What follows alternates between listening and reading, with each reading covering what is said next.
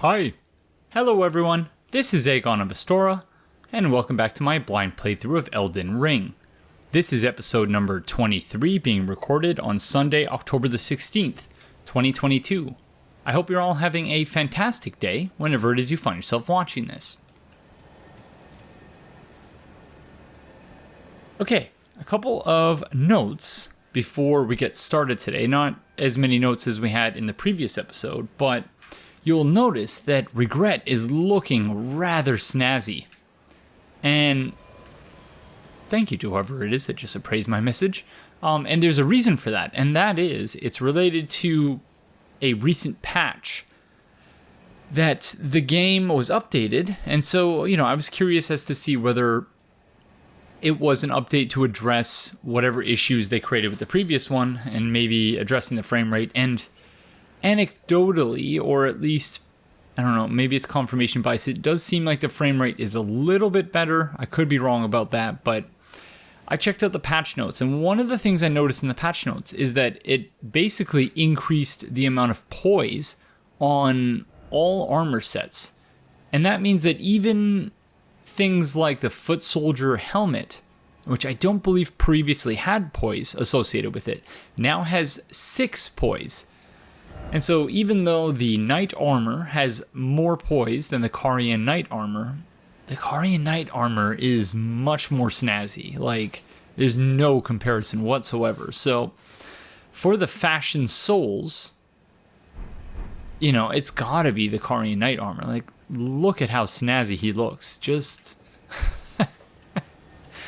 wonderful. Absolutely wonderful. So yeah, I'm not sure how I feel about that. Like, the whole idea of just increasing poise on everything in the game. Like, I suppose it's not a bad thing. Of course, I've not been following any of the community discourse in and around the game and what is overpowered, what isn't. Another thing I noticed is that they said, I believe, colossal weapons or ultra great swords, that they have somewhat nerfed this. This move is now slower than it was previously, which makes sense. I was surprised at how quick it was. And how, easily exploitable that thing was. So, yeah, not terribly surprised that that is a thing now. The next thing on my list is that we kept forgetting to try out this item that makes the wondrous physic flask explode. Or however the heck it was put. Let's see. It says, causes concoction to explode in mixed physic. So, and yeah, I wanted to try it out because why not? And just curious to see what happens now. So when we drink it, it explodes?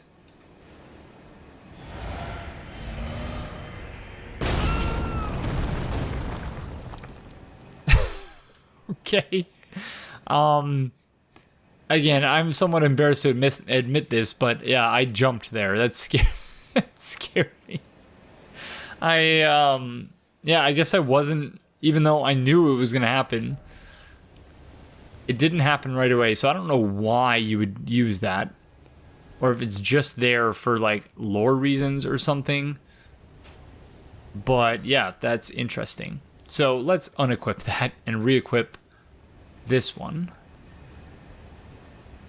Oh, wait.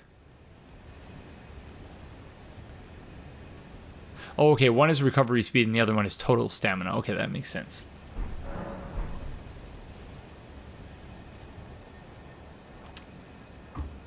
Okay, and then we have 2 other things. One is, I've talked about farming here in Caelid at the North Fort Gael bonfire, or Site of Grace, which is where we currently are. So I thought I would show off what I was doing just so that, if any of you are out there playing along, you can perhaps use the same one. I know it's probably almost certainly not the most efficient farming route currently available to us. I'm sure there are many, many, many better farming routes, but I figured I would show all of you anyway. And then I also want to talk about an exploration heuristic for the overworld, the open world areas that I've devised and that maybe we'll try to use for Caelid, provided that Caelid is the next area, although I can see right here. Did I... Don't know that I... Oh, yeah, I do have that here. Okay. Anyways, so we'll start with the farming route.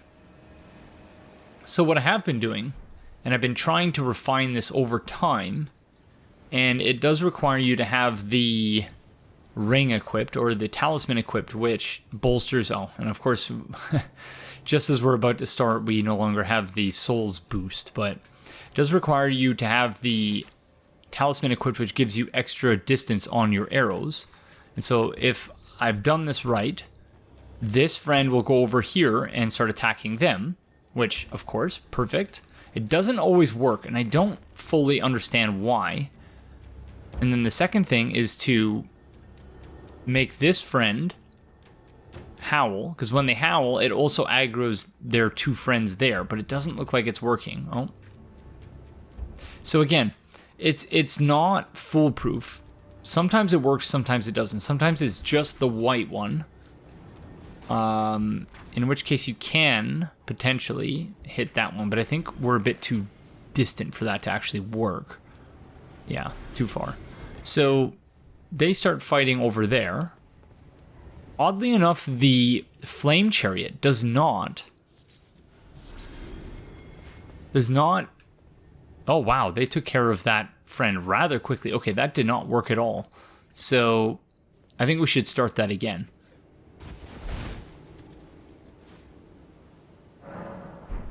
So on average, I want to say this yields something like 5,000 runes.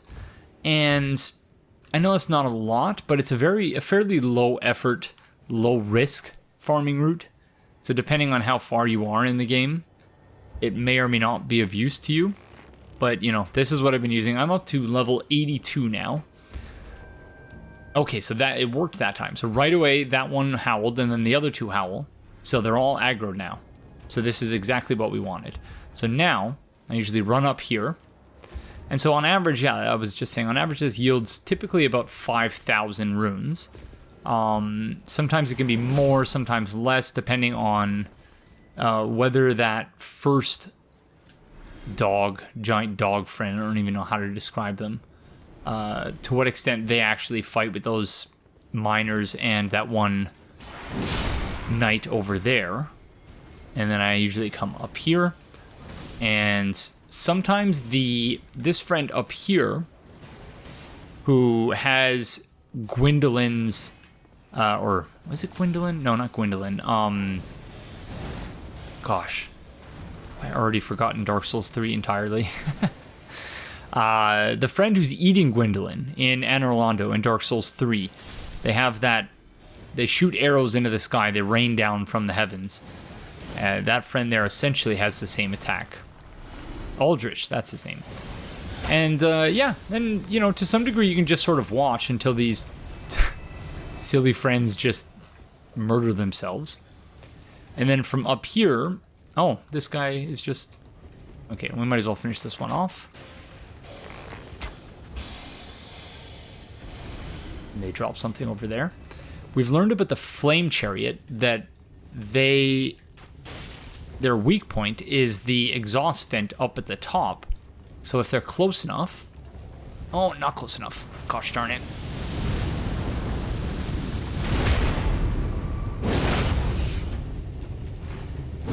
So yeah, we'll obviously have plenty of time to fight the flame chariots when we actually come to Caelid to record, you know, however many episodes it's going to take us to clear this area.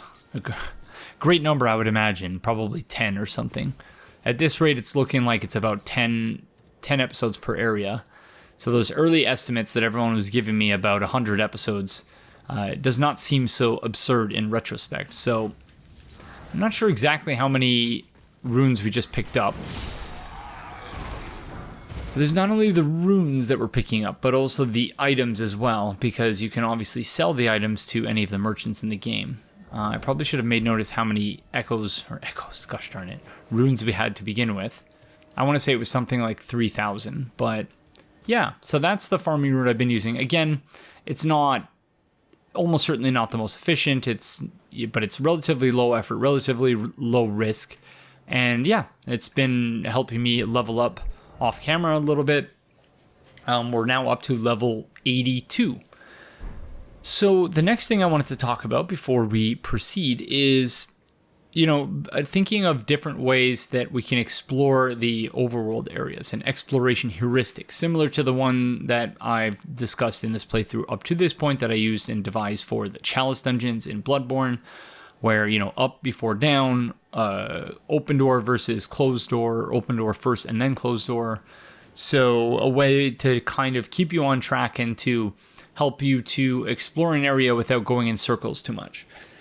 And, after exploring basically 2 areas in the game, I think I have a system that may or may not work. It may or may not work for me. It may or may not work for you, but it's something. And that is the first thing you want to do when you enter a new area. So, for instance, when we go to... So, this won't fully apply to Caelid, of course, because Caelid we've already started exploring, however, preliminarily. But the first thing you're going to want to do is activate the lighthouses or the maps in the area, just so that you get a fuller sense of what is where. And so I think it would basically involve you running with your horse. Okay, you activate that one, and you go activate the next one, because I think each area has 2 of those. And then after you've done that, you want to basically light the sites of grace, as many sites of grace in the area as you can find. And then essentially from there, so you're lighting sites of grace, so that including the overworld areas as well as the dungeons. And then after you've cleared the open world area, so done everything you can in the open world area without entering the actual dungeons, so one site of grace to the next, then you can clear the dungeons. Then after you've cleared the dungeons, and only after you've cleared the dungeons and the open world areas, then you can proceed to the destination area. So in this case, it was the Academy of Raya Lucaria. In this case, it was Stormveil Castle. So do all of the open world stuff first, dungeons second, and then destination area third. So, again, I'm almost certain that at this point everyone has devised a much easier, more efficient way of going about it, but that is after going through, almost 2 areas in the game, because we're almost done Liurnia Lake, finally, but that is one way that we can go about finishing our exploration of Caelid and whatever other areas we have before us. So I think that's it for our list. So I thought about all the things I wanted to talk about before the episode started, but I have not actually given a ton of thought to where we were going to go here. And so if we are going to keep with my approach of doing all of the open world areas first, that means we cannot do any of the dungeons yet. However, we should maybe unlock this area here before proceeding. So yeah, I think that's what we'll do. Let's start by doing that.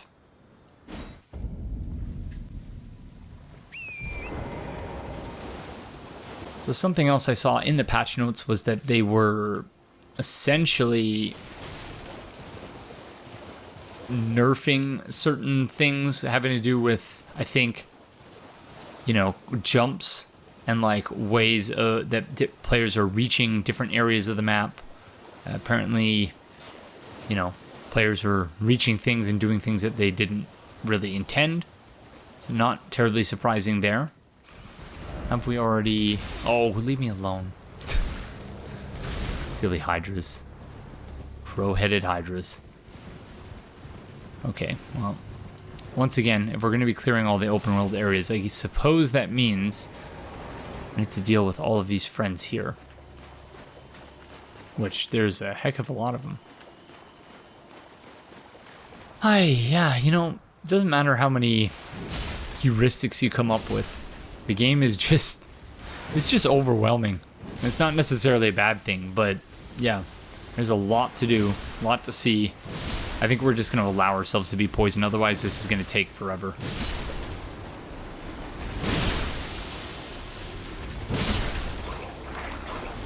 There it is.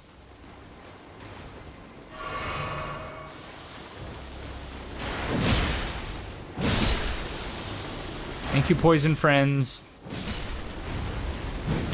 Oh, that's even more poison.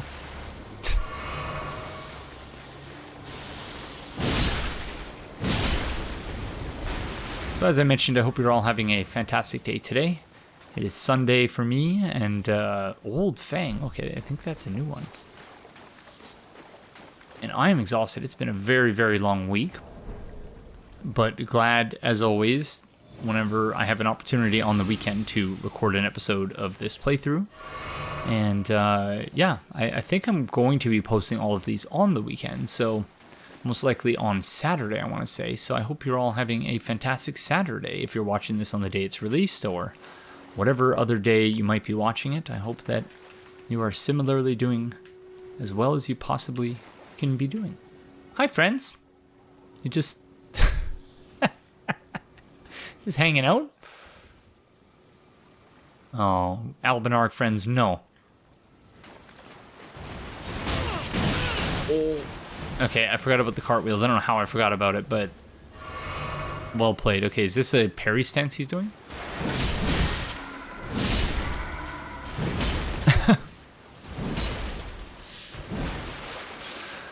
Oh my goodness. They're far more graceful than they have any right to be. We got an Old Fang. A rarely seen specimen of beast fang, material used for crafting items, found by hunting carnivorous beasts. These multiple overlapping fangs grow from a single root. Perhaps they're a vestige of the primordial crucible. That's interesting. I don't know if I've mentioned this on the channel before, but probably not, but my little brother had 6 wisdom teeth. So 4 on the top and 2 on the bottom, which our dentist basically said they'd never seen that before.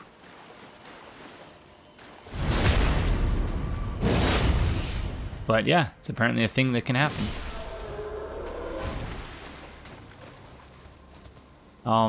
And, you know, it's not unlike the kind of things we've seen from the Primordial Crucible items, that Old Fang thing. It looked very reminiscent of the illustrations that we saw after dealing with all those Crucible Knights. Whenever those items were. Hello, crab friend. Soporific grease, so that's to inflict sleep, I think. Some more Albinarcs there? No, those are crabs.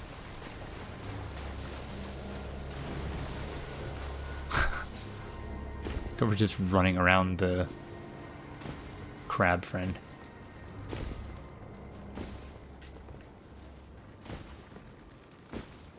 Again, doesn't look like there's a heck of a lot here. Other than ruined fragments and this crab running around. And we have some Albinarcs over here, but I'd rather not mess with the Albinarcs if I can avoid it. Do feel kind of bad for those friends. Blood Rose. Is that another item? What the heck is that? What the? Oh, are they sleeping? They're sleeping! Oh! So does this crab shoot out soporific stuff or something? Why is it always crab indeed? Okay, that's interesting. That's the first time we've actually seen friends sleeping. Solidified grease made from a mixture of light purple materials. Craftable item.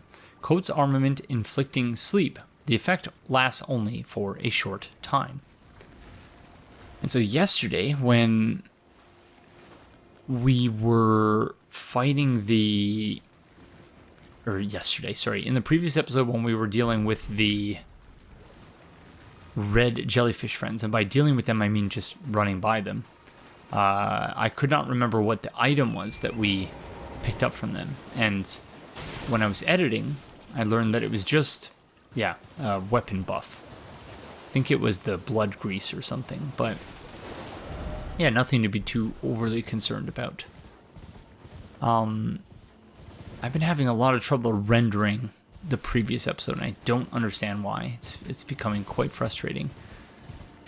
I guess the the rendering software just wants me to make long episodes, because the previous episode is a shorter one. It's only about 2 hours and 5 minutes or something like that. And so that means that the last 2 episodes to give me trouble where my rendering software just crashes have been the 2 shortest episodes I've recorded in quite some time. So one of them being an hour and 20 minutes, the other one being just over 2 hours. So yeah, for one reason or another, Somber Smithing Zone. For one reason or another, the software is not a fan of shorter episodes, so guess we'll have to try and make them a bit longer. It's obviously the opposite of what you would expect. Item ahead. I have so little control on the horse. So yeah, one of the ways I was wondering whether they intended this or not to address some of the glitched jump things that players have been doing, presumably speedrunners and whatnot, something that they hadn't intended, was by limiting your ability to spawn Torrent, because in certain situations I've been trying to summon Torrent and it, you know, I've whistled and he or she or they just have not actually shown up, and I'm not really sure why. Wow, those are giant poison friends. Just like the small ones, but bigger. So, yay!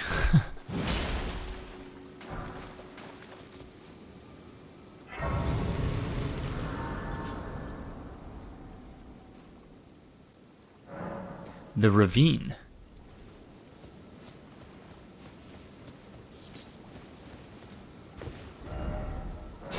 Praise the dark spot. Okay, well, this looks a lot more like a canyon than it does a ravine, but who am I to argue with FromSoft's naming conventions? I don't even know how we're gonna deal with this.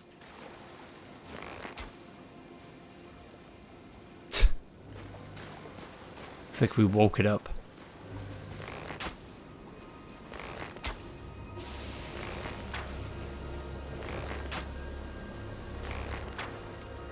Okay, friends, grab a snack, grab a coffee, glass of water.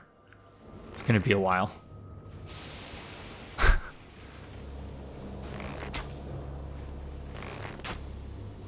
Unless we can make them vulnerable to a critical attack. That might be the only way to deal with this, because this is as tedious as can be.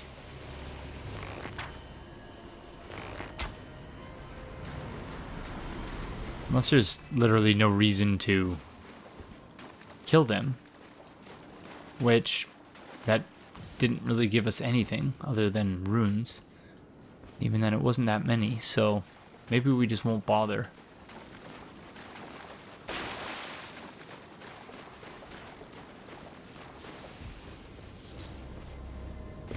The Roa fruit. That's another thing, the whole item crafting thing that just confuses me.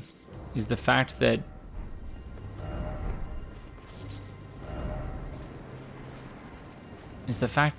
you know, why would you need to heal Torrent? At least that's one use for Roa fruit, for healing Torrent, but why? Like, why bother? Because be wary of Cliff.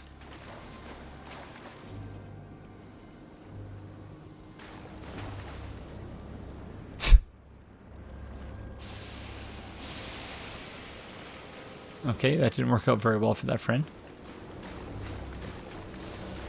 Yeah, so, you know, maybe there's another use for Roa fruit, but yeah, I'm not really sure at this point why that's something you would actually spend your materials on. But then again, I'm just accumulating all these materials and not doing anything with them, so maybe there's no point to any of it. Who knows?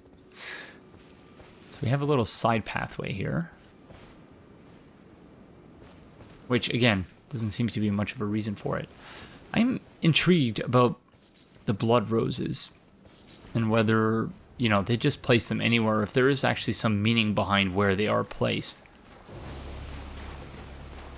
And insofar as there isn't, you know, that could be an interesting, if they were to ever do a sort of dynamic world where things change based on what's happening with the online player base, like, what if where there were a bunch of bloodstains, blood roses, or, you know, something else having to do with blood grew there. I think that would be a pretty cool mechanic.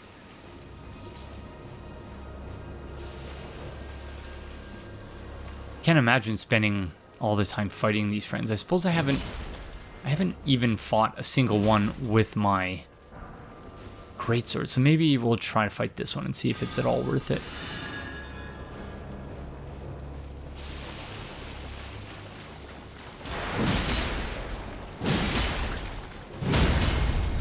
Okay, that's not too bad, actually.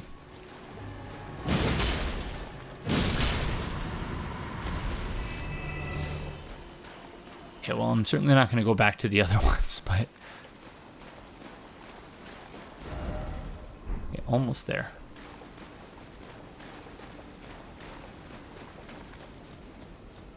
It's so dark here. Just want to make sure I'm not missing any secret caves or anything like that.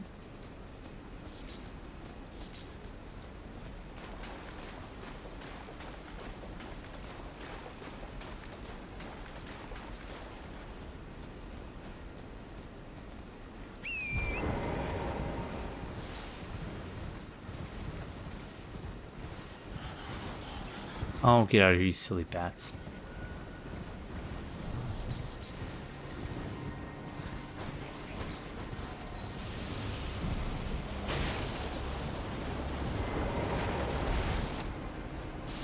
I will definitely take a golden seed. Nothing wrong with that whatsoever.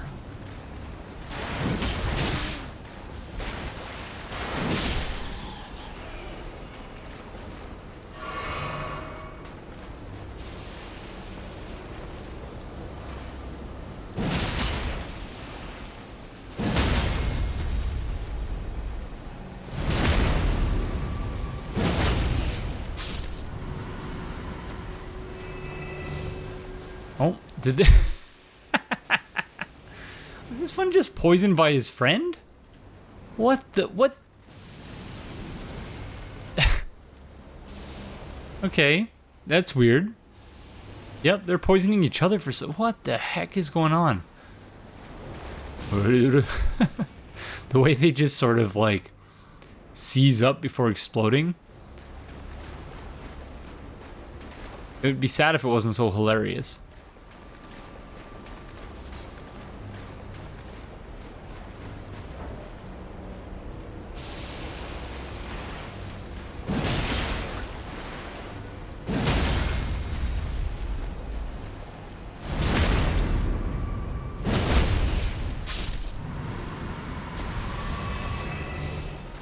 Okay, this place is a lot larger than it appears on the map. I suppose because there's all this stuff that is under these rocks.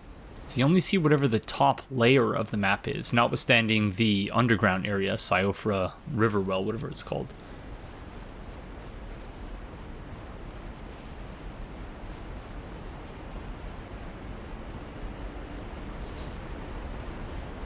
Sounds like a waterfall is nearby.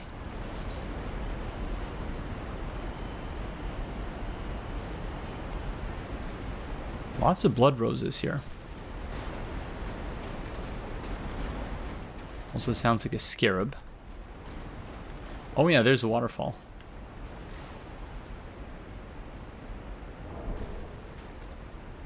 And there's a building behind it. So... are they redirecting water? Is that why this whole area is so weird and how things are underground that really shouldn't be? I get the sense they're messing with things that they probably shouldn't be messing with.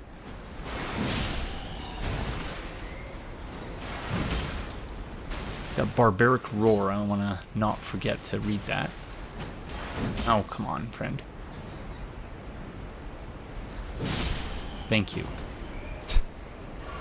This Ash of War grants an armament the heavy affinity and the following skill. Barbaric Roar. Let loose a bestial roar to rally the spirit and increase attack power. While active, strong attacks change to savage combo attacks. Usable on melee armaments, daggers, thrusting swords, and whips accepted. Okay, Probably not something we're going to use, but good to know.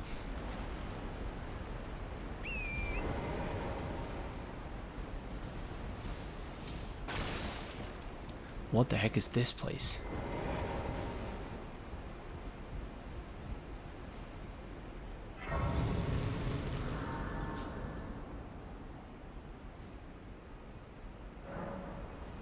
Ravine-Veiled Village. So in other words, the ravine is blocking the village. Or obscuring its existence. Smithing stone level 5, very nice. How many of those do we have? 2. I think we need 1 more in order to upgrade our primary weapon again, which would be tremendous. A tremendous boon, especially given that we are already doing 482 attack power. So, you know, I gotta think a fully upgraded Ultra Greatsword would probably net us something like 800 attack power at this rate. Maybe my math on that is off. In fact, my math on that is almost certainly off because I am no mathematician. But gosh, can you friends just not leave me alone? Let me explore the area in peace. This may have once been an elevator, but it's no longer operational.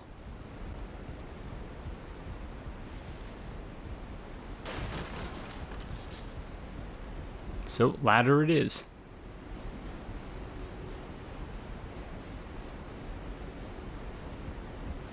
It's always good to see when you're not alone.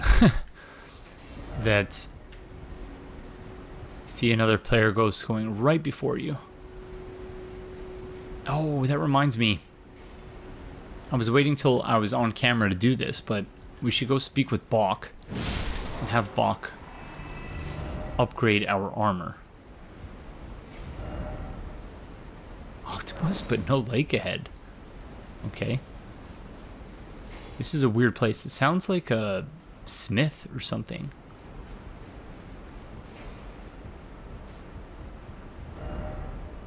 Poison ahead. Trap ahead.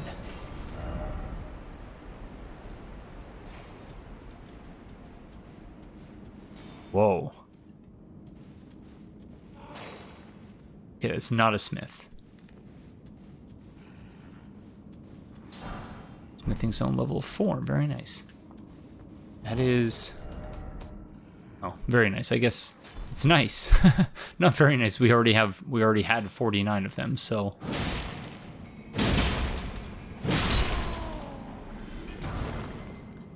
okay, I don't know if we should be proceeding from here. I'm, like, already violating my own exploration heuristic.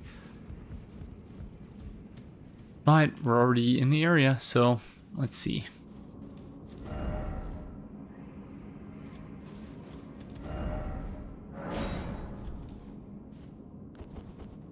Is it the Vulgar Friends? It is the Vulgar Friends, okay. There's a bunch of them, it looks like.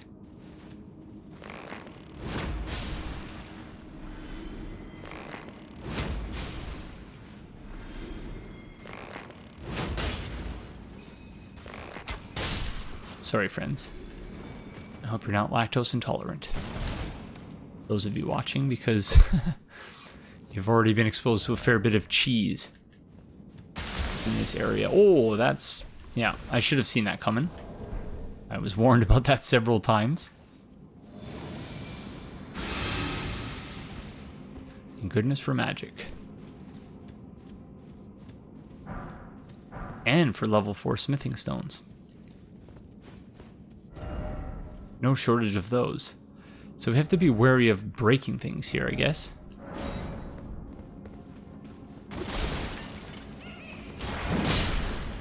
Rip.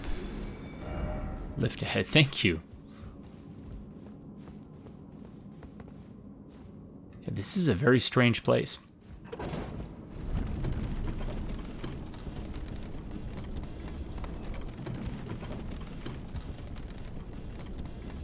You always have to be on the lookout for things off of the edge of the lift. So it seems like in this game there's always stuff there. Question is, do we want to do that now? Or do we want to come back? Probably are going to want to do that now, but These are always... No, thank you, Vigilante game. Vigilante game. I don't know how to disable that. I probably should, though. Oh, no. No! Oh, gosh darn it, I missed it.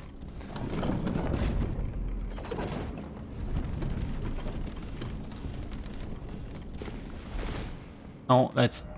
Gosh darn it. Yeah, I should have gone a bit higher up. I assume that's just for allowing you to get back down to the bottom.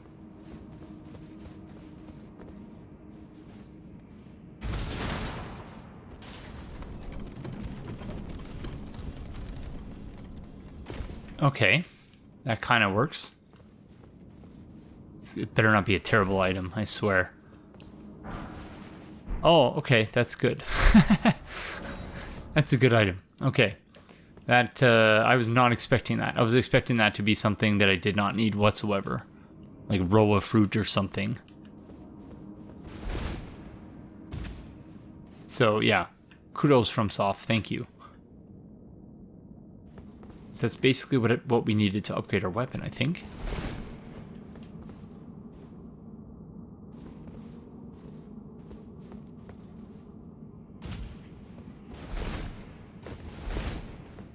Okie dokie. I think that was it. Could be wrong. Nothing on this side, it looks like. I might as well ride it up and down a couple more times just to make sure. I will fast forward it though if there's nothing so that you don't have to just watch me riding up and down the elevator over and over again.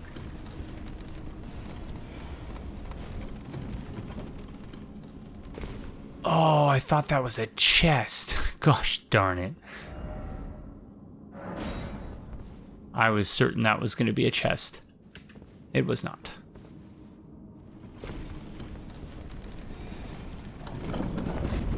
Okie dokie.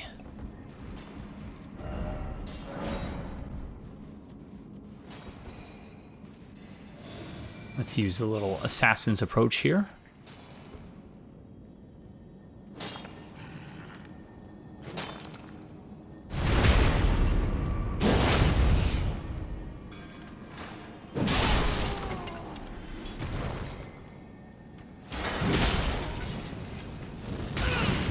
Oh, that's bad. Oh no, that's bad.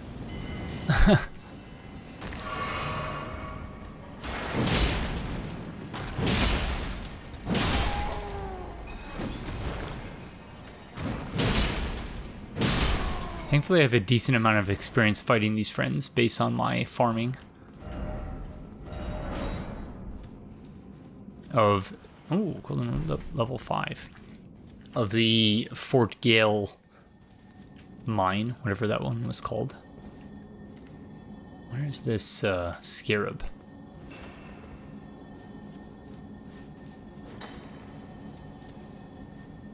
You can hear it everywhere and nowhere. Sorry, friend. I know you're just working, but I just can't trust you. Oh, thank you. Oh, very nice. Did I miss one over here? Oh, cracked whistle. Who cares? Certainly not me.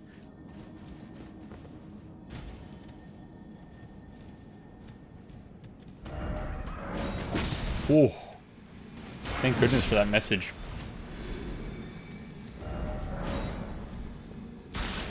Oh, gosh darn it.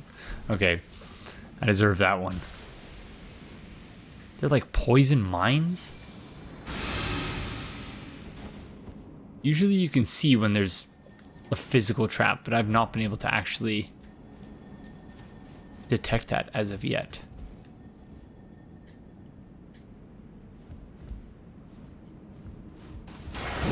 Nice try, friend.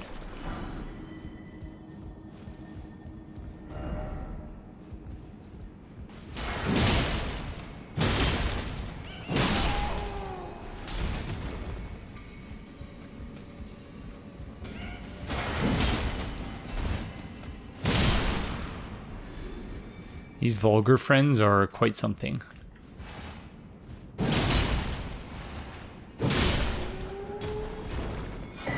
Rune Arc.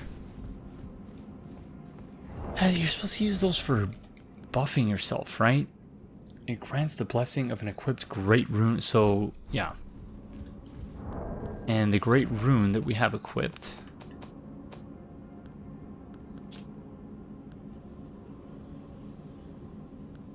This one raises all attributes.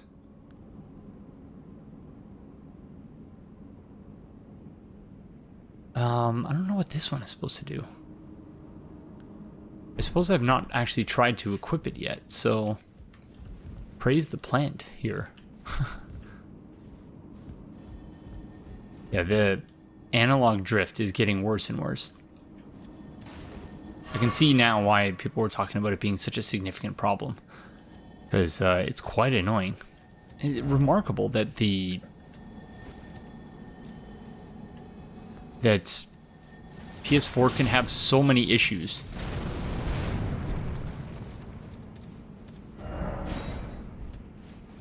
Because, yeah, it's just such a... It's a great console, don't get me wrong, but wow. Issues left, right, and center. Ruin-Strewn Precipice.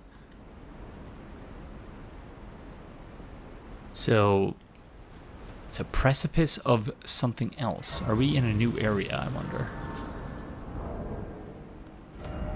Yep, Ruin-Strewn Precipice, okay.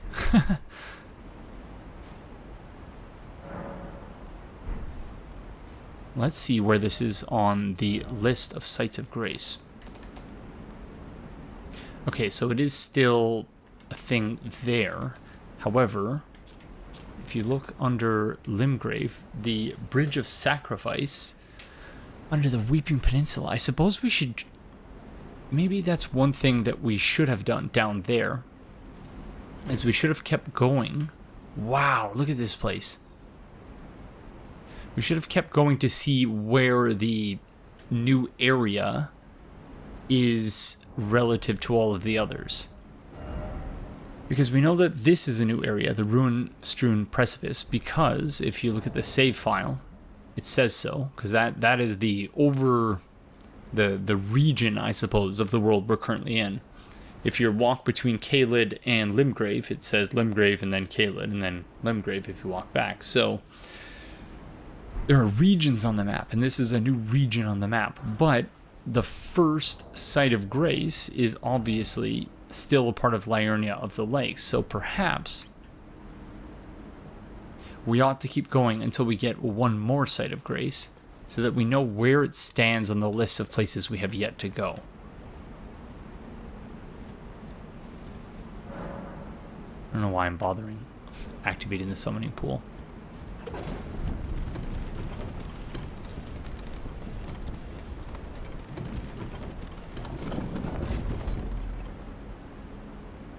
Oh no, this is...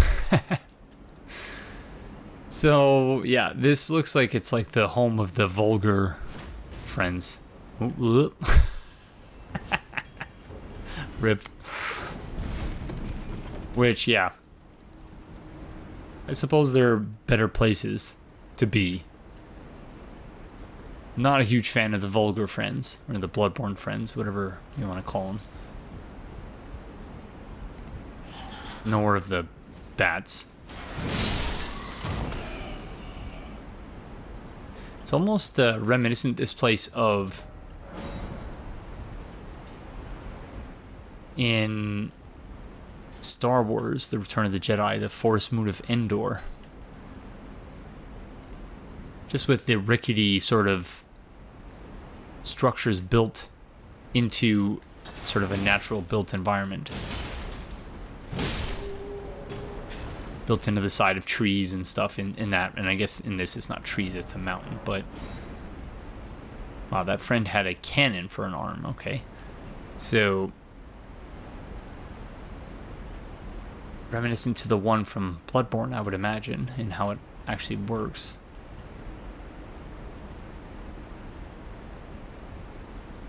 Bats everywhere.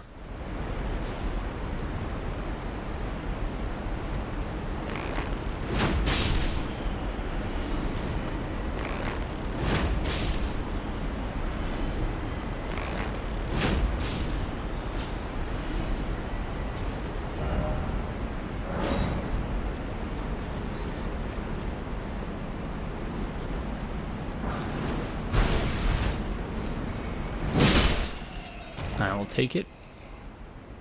Is this just the alternate path? Yes, it is. Okay. Makes sense.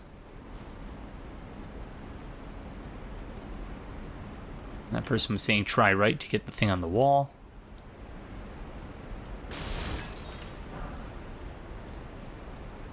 I'm certainly not above all of these upgrade materials. It makes me quite pleased.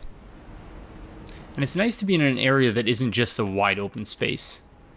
I appreciate the verticality of this area very much. It's another bat concert.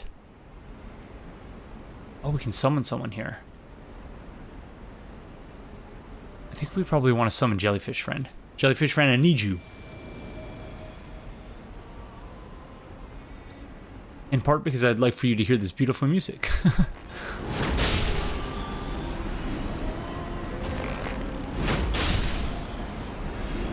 No, I meant to drink this.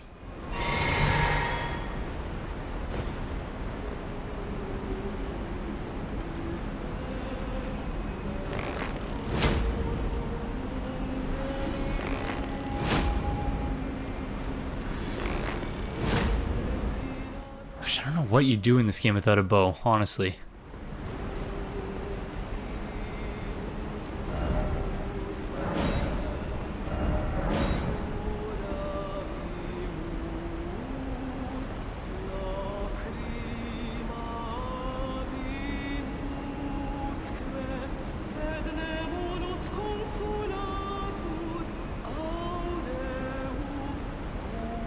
Makes me feel bad for doing this, but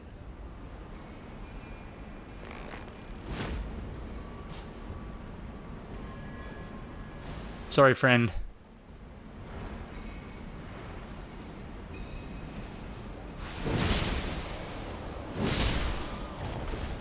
I am sorry, but oh, don't you dare hurt my jellyfish friend. Oh, gosh darn it. There we go. Sorry. Sorry, Aurelia. My bad. Oh. Okay, bye. There's a very small summoning window there.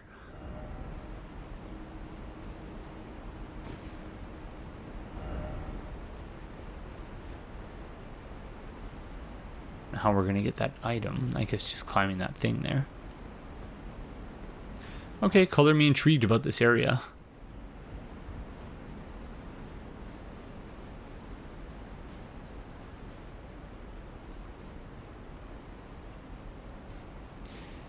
And yeah, maybe before we go to Caelid, we should also see where the Weeping Peninsula lines up on this list, because it would be nice to have a better sense of how FromSoft sort of intends for you to go through the area. Ouch. Okay, so I think we went we went around the wrong side. We have to go around the other side next time.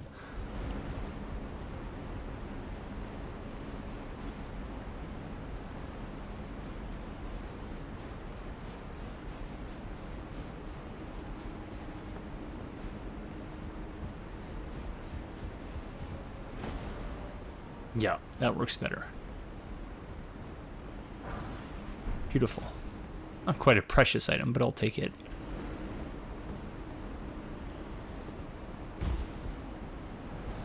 Do I hear another singing bat?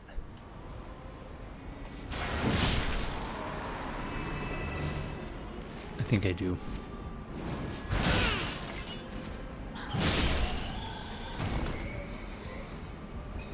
There's so many hydras here, the mini hydras. Well played, friend.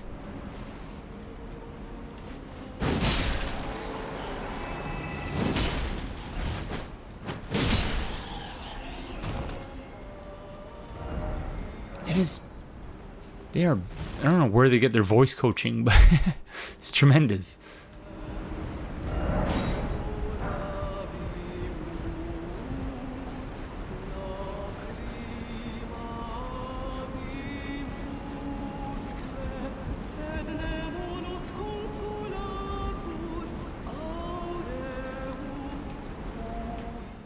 Trying to find... Where is this friend?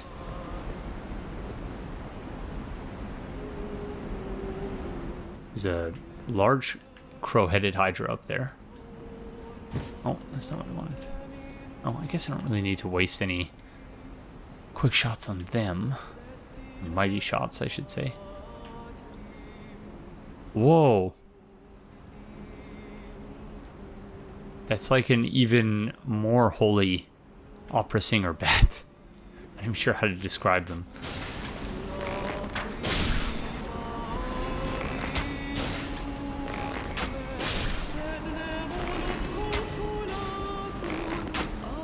I really want to know what the deal is with them. Opera singer bats. Hopefully we actually figure that out here. Okay, so they have... Is that supposed to be like their underwear? A loincloth type thing? They have a necklace on as well. And they also appear to have a headpiece.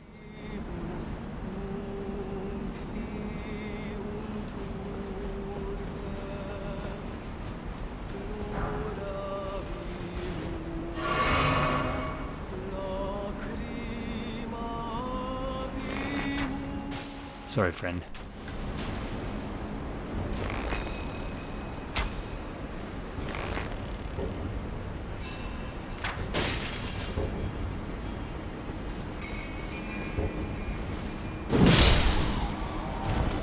Thank you. I will certainly take the golden rune.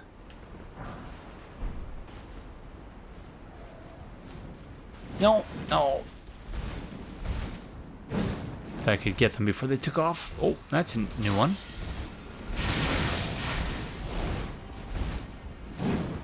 Oh, come on.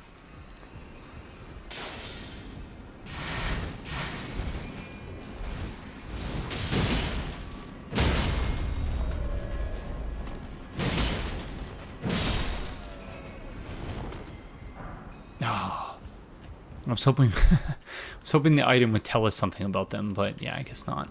Okay, we have to remember to come back to the elevator there.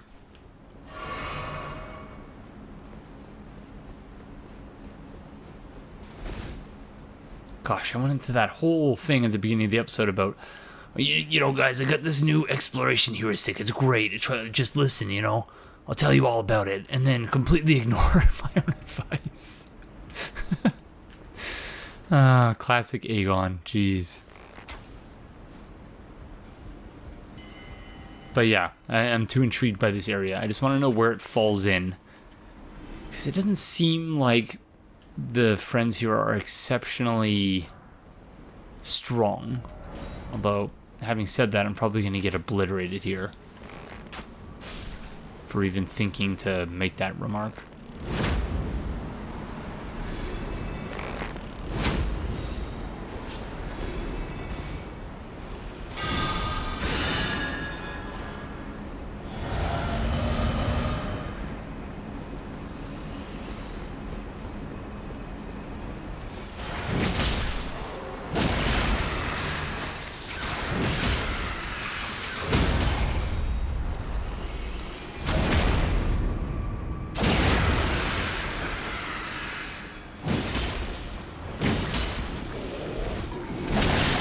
Ouch. Thought I was sufficiently out of the way there, but I guess not.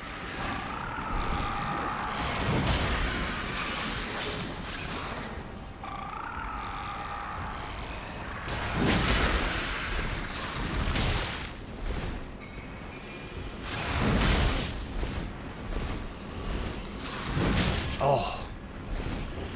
Keep moving their tentacle out of the way. Okay, stop throwing a tantrum. Thank you.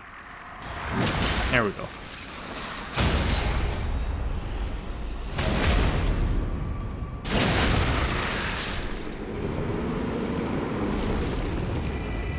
It's a bit hairier than I would have liked it to have been, but Serpent God's Curved Sword. Curved sword fashioned in the image of an ancient serpent deity and tool of a forgotten religion practiced on Mount Gelmir, formerly used to offer up sacrifices. This sword restores HP upon slaying an enemy. Interesting. I want to say that Sever or something from Dark Souls was like that. Server, maybe? I can't remember the name of the weapon, but there was a weapon that was much like that. It restored HP as you were hitting friends, which... I remember there was lots of talk about potentially creating a build that would just sort of make healing unnecessary with the various different items, but I don't think even all of them combined and stacking were powerful enough to make that a realistic possibility, but it was a cool idea anyway. I'm hoping we're coming up on another site of grace here so that we can hightail out of here.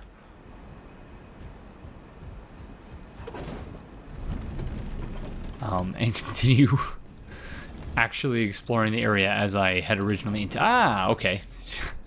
Be quiet, Aegon. Just let the thing come to you.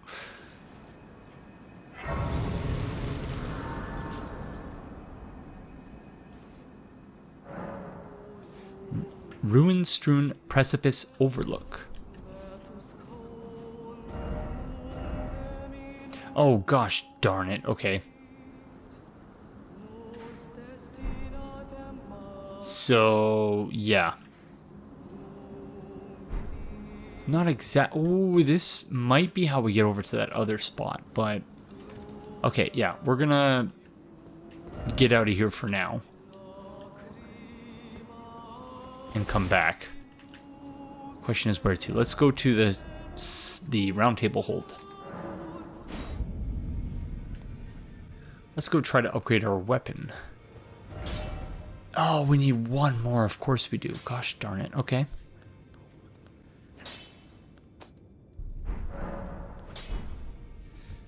We do have some additional books to give to people. Ah, you appear to be doing well. Very good. Well then, would you like to learn an incantation? Yeah, we're going to give him a prayer book, but maybe... should make note of what we have and what we don't.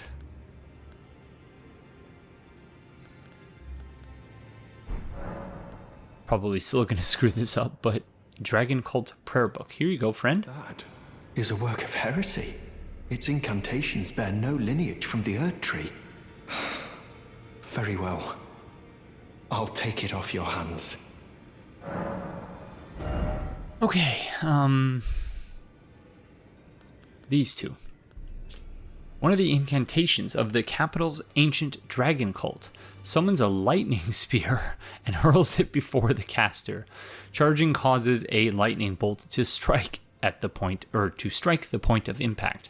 Long ago, Godwin the Golden defeated the ancient dragon Fortisax and befriended his fallen foe, an event that gave rise to the ancient dragon cult in the capital. This one has the exact same lightning description, except it says that it summons a bolt of lightning to strike foes from above. The incantation can be cast repeatedly. Okay. Thanks, friend. May the Golden Order shine through you. And you. Okay, I don't really think there's anything else here for us, so where to now? I think we need to continue. Oh, I didn't mark the site of grace. Whoops. We need to continue going this way. So yeah, we're gonna continue heading in this direction, and then after we're done with that, I think we need to come back here and then, yeah, do all of this area here. Gosh, this game is overwhelmingly large. I'm enjoying it. Again, don't get me wrong, it's a lot. And, you know, it totally makes sense now why it took them so long to finish this game. 100% understandable. Kingsrealm Ruins. See a bunch of wolves around.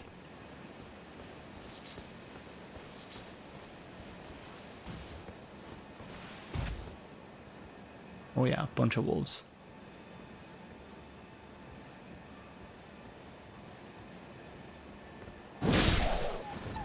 Sorry, wolf friends.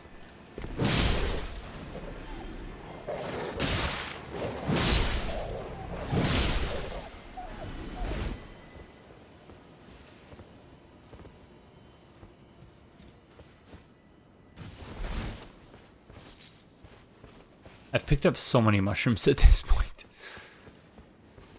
Because all of the soldiers drop them. Which in and of itself is interesting, I think, given what we talked about in the previous episode.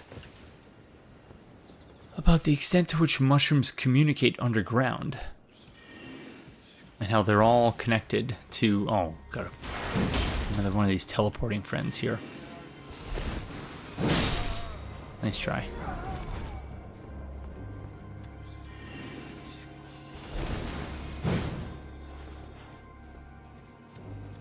You do not remain locked onto this friend in the same way that we did the dragon friend, unfortunately. This area is a bit confusing. So again, everything looks the same because it's all just ruined. Oh, we have a ghost friend. Oh, Aegon, forgive me. These royal grounds were placed in our trust, but we stood no chance. That high note, I really could not hold that there. It's not easy doing ghost voices, you know? Oh. Magic mines. Similar to the poison ones we were just going over. Try hidden path. Cool. Oh. Oh, okay. Oh.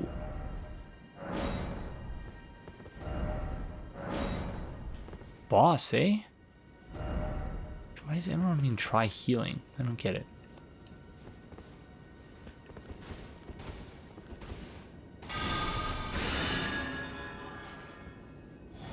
Oh, unless it's one of those situations where you can heal the friend and damage them by healing them. That's exactly what it is. Okay.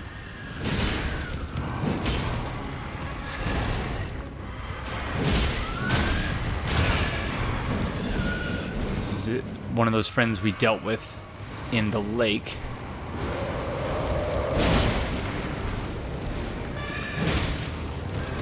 We can just outpower them.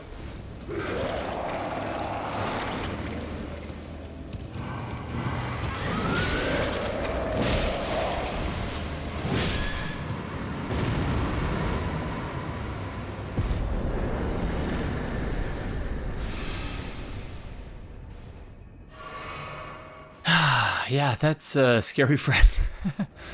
Not exactly fun to... No, I don't want to disparage that. I want to rate that good. Not exactly fun to fight those friends, I don't think. But yeah, the whole healing thing. I guess we could use... I think we do have a healing item, or a healing spell, but yeah, I'm not sure how you would... Because healing spells typically take a bit of time to cast, so yeah. Anyways. We still have that one chest that's trapped, and I still have no idea how we're supposed to actually deal with that, but... Frozen Needle, a razor-thin piercing blade of ice, forged by Iji, the Carian royal blacksmith, can inflict frost upon enemies and launch its blade with a strong attack. The blade immediately regenerates. Interesting, so it's a Zelda, Legend of Zelda sword, basically. Launch its blade with a strong attack. And Iji is the Carian blacksmith. So that ghost was apologizing to the blacksmith for some reason. Intriguing.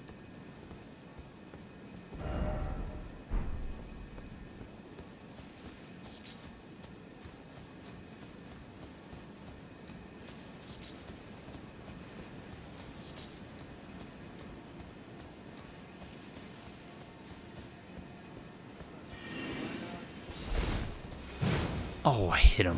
Come on. Rhymed crystal bud. Or rimmed rhymed. Or is it rhymed? I don't know. It's not like I have a PhD or anything.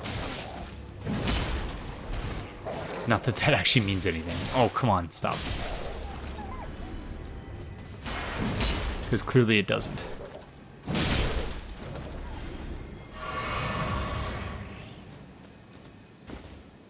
Okay, where to now, Regret?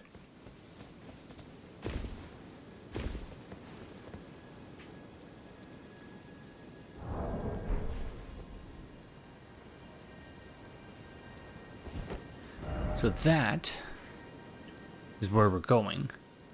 I was wondering whether it was the Ravine-Veiled Village or Ruin-Strewn Precipice. But on the precipice of what? Probably the edge of the world, maybe? Because based on what we saw in that one world that was floating everywhere, it seems almost like the world is flat in this universe. Oh, stop it. Oh. Oh! Thanks, friend. I don't think he meant to do that, but I'll take it.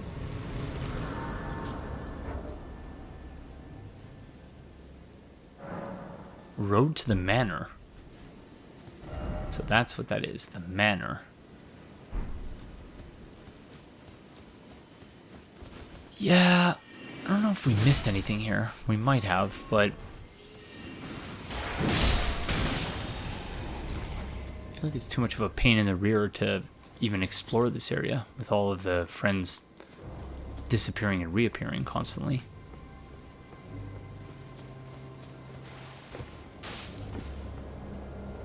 No, that's one way to get me to explore. Lots of alluring skulls.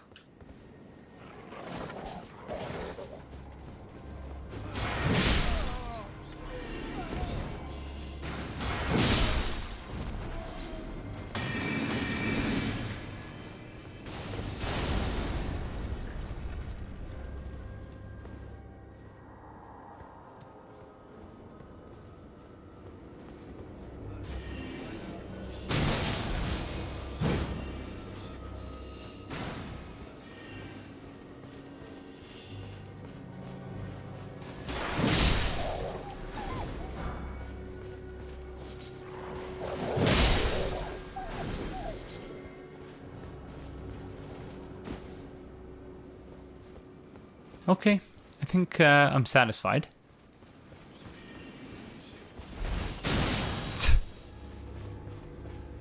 Whoa!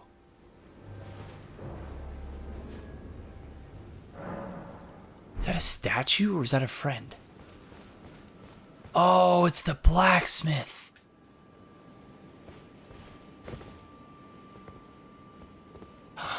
Oh, I can speak to him.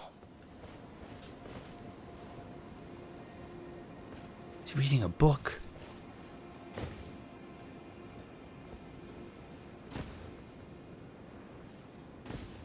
Wow. Hi, friend. What you reading there? Well, look at you. We don't receive many visitors.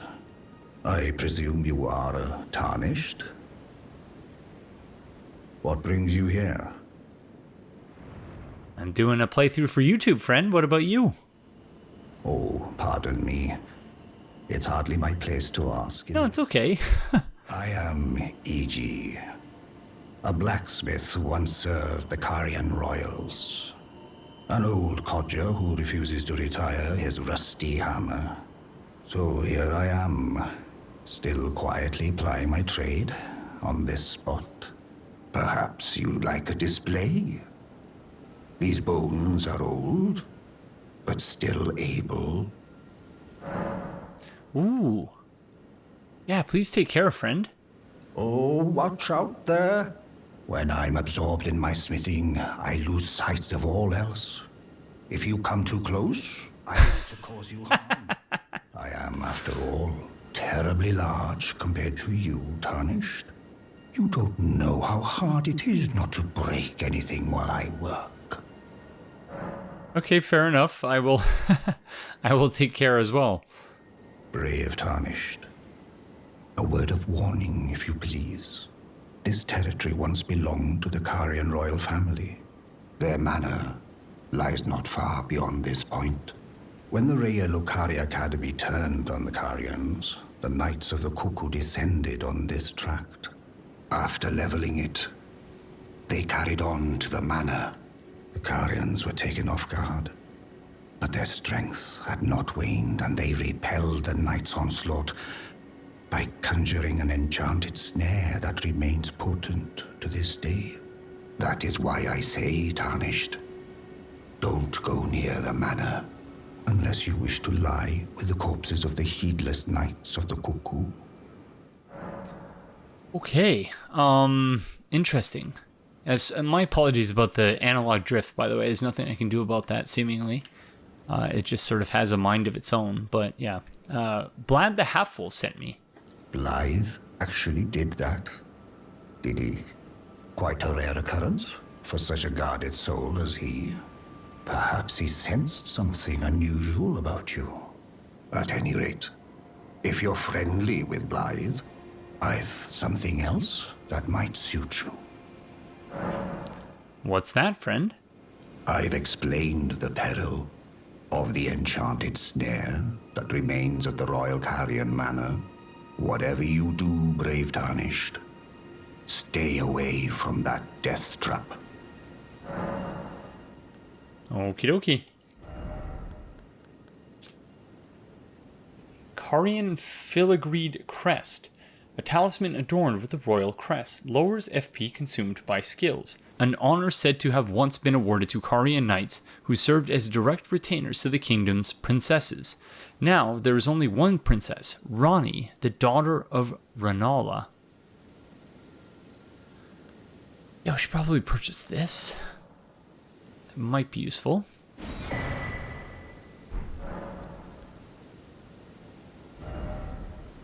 I was hoping... Oh. Uh-oh. Oh. Because we went to strengthen armaments. Oh, gosh darn it. I wanted to get... Oh, stop it. Okay, he stopped. And then... Okay, good. I wanted to get an image of him reading a book for the thumbnail. So I'm glad that he actually does go back to the book. Okay, friend. Thanks for all your advice and for the nice chat. Talk to you later. Okay, so that is the Carian Manor. That's what this whole area is here. So the question is, do we proceed in this direction, or do we proceed here? I think we want to probably just proceed here.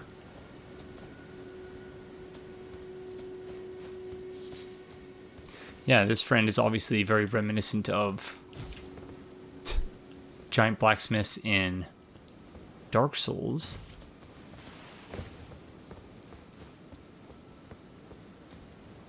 But that doesn't mean... Whoa, okay. So that's the enchanted snare, presumably. Wow, that's quite the defensive mechanism they have there.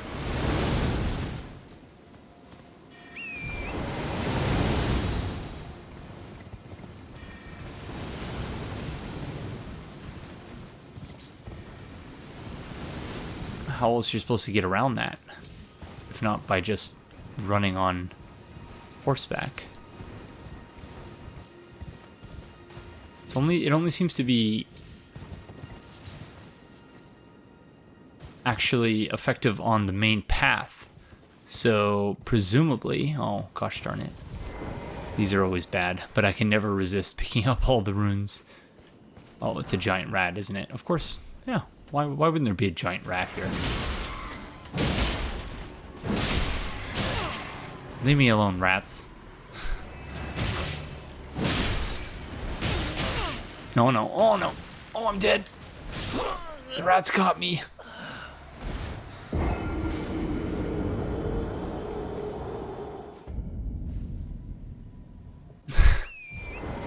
suppose I got what I deserved there. I'm so sympathetic to all of the other animals in the game, but the rats, I'm like, ooh, get out here, rats, you stupid. And yeah, so don't cry for me. That was definitely got what I deserved there. It is a weird thing how there are certain animals who just completely escape our sympathies. And, you know, so-called rodents like rats and mice are among them, at least for many people. I know some people have, oh no, whoa. That was close. Some people have pet rats and whatnot, but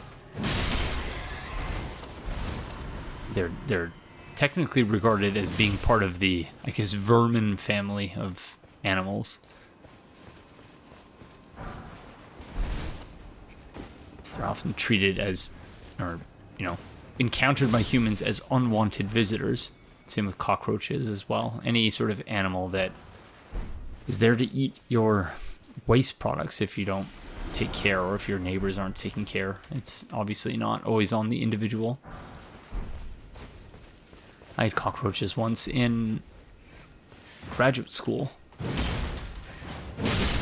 Not through any fault of my own, I don't think. I think they were just in the building. And yeah, miserable experience. Took many years until so my first encounter with them was opening my cutlery drawer and there being one just scurrying around in there. And that, yeah, for years after that, I could not put my cutlery in a drawer because every time I'd open it, I would think I would see, I was thinking that I would see a cockroach, or that I was seeing one. And yeah, just not a pleasant experience. So it's a dead end here, seemingly. So I thought this was going to take us on some alternate path into the castle, but it looks like it's just, yeah, a tomb outside of it. Presumably where they bury the servants or something, or at least the people who are important enough to warrant getting a tomb, but not important enough to be entombed within the castle.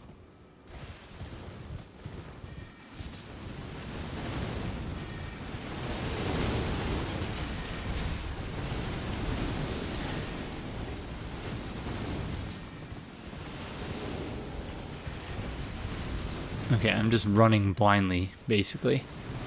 Hoping that we find some sort of alternate entrance. Oh.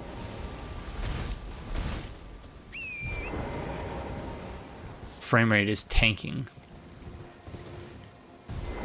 Oh, gosh darn it. Yeah, the game seems to be a lot more sensitive now. My assumption is that people were sort of glitching instances in which you could call upon torrent, and that they've made the horse much more sensitive now to being despawned for that reason. Okay, that wasn't actually too difficult.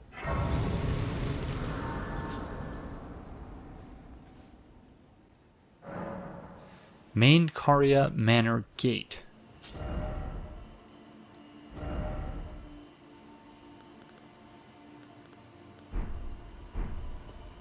Wow, creepy as heck. Oh, this analog drift. I meant to actually look and see if they had an option to expand the dead zone, because I read online that was one way of dealing with it, but I don't think that... Maybe camera speed? No. It's very frustrating. First off, fire.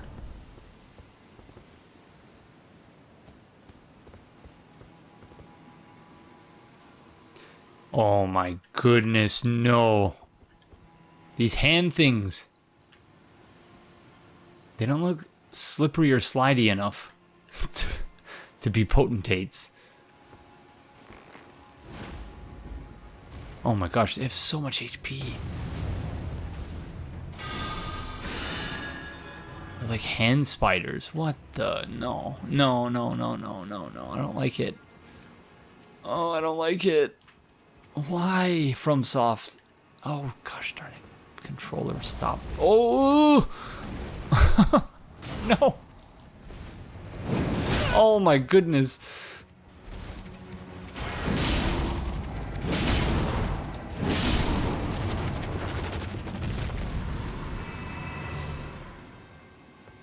I don't like it.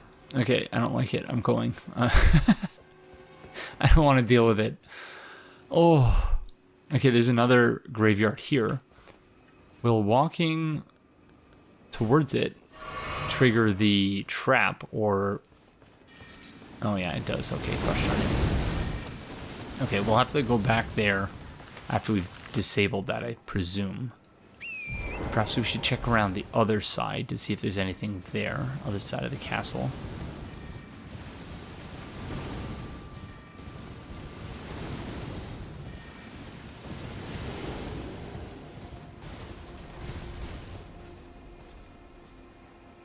Well, looks like there is something. What are all these friends doing over here? I think I'm going to try, in between episodes, I'm going to try to... Oh, Bannermen.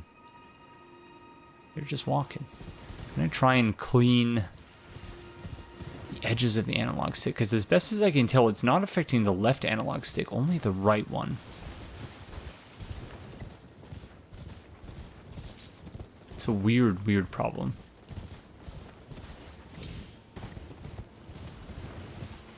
This might be a dead end.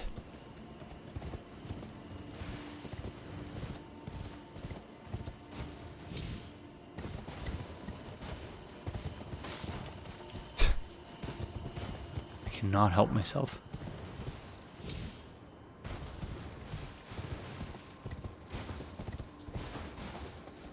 Okay, maybe it's not a dead end. Something going on over here.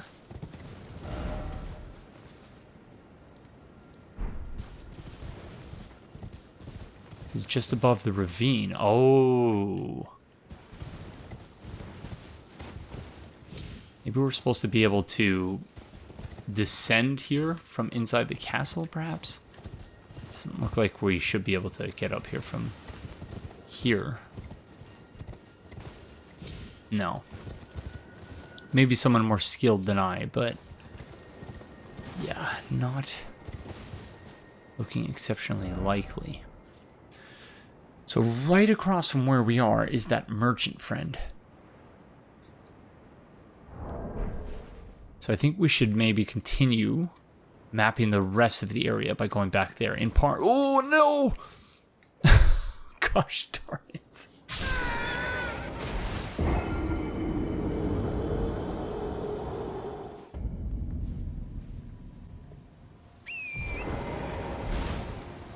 That was utterly ridiculous. Okay. We got our runes back. Now, where do we want? So yeah, maybe we should go speak to Bok first, upgrade our armor.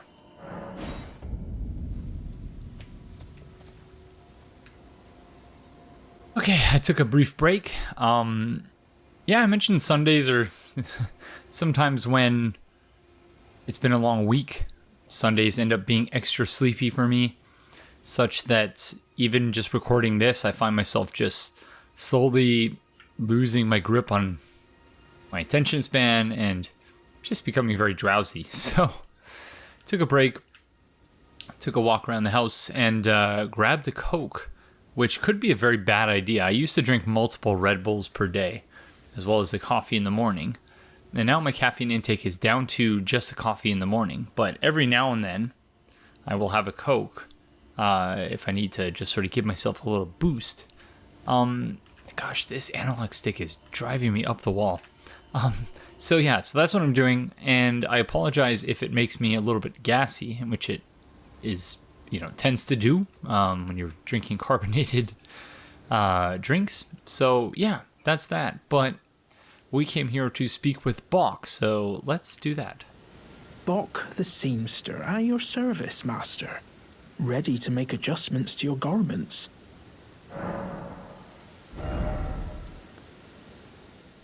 Okay, so I mentioned previously that I did not know whether there was any point to doing this.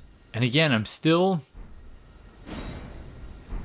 because it makes everything worse.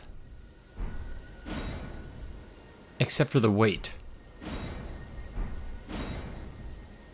And you can see the image changes a little bit too, but it just looks like it's a different angle. Oh, it gets rid of the cape. Yeah, I'm not sure. I love that the cape is worth 1 point of poise. Suppose you're more poised when you know that you're looking good. So maybe we'll go for it, just to see what happens.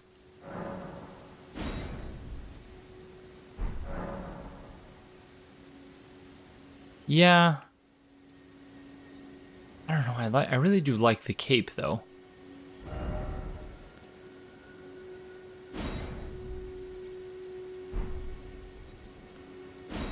Yeah, that's all that is happening with this one. I couldn't see before what the difference was, but now I get it. It's just the cape. So, yeah, let's put the... I'm gonna put the cape back on. Okay, friend. Thank you. Oh, going so soon? Please do be safe on your journeys.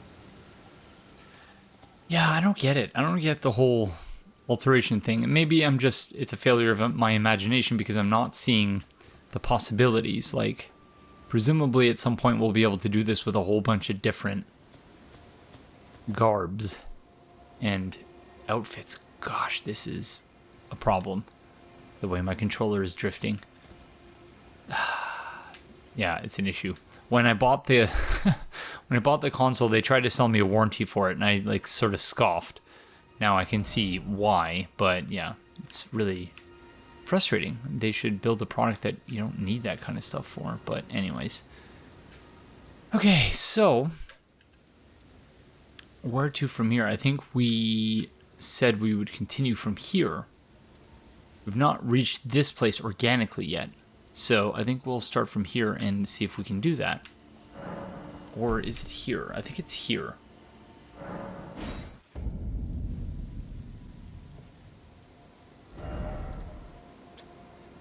Just set a little beacon to give us a reference point.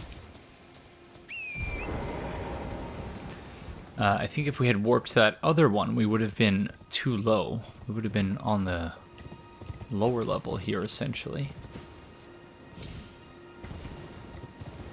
Yeah, here was where we had all those blobs that were on fire. Hi, goat friends. Meh. Meh. And then the fire slugs.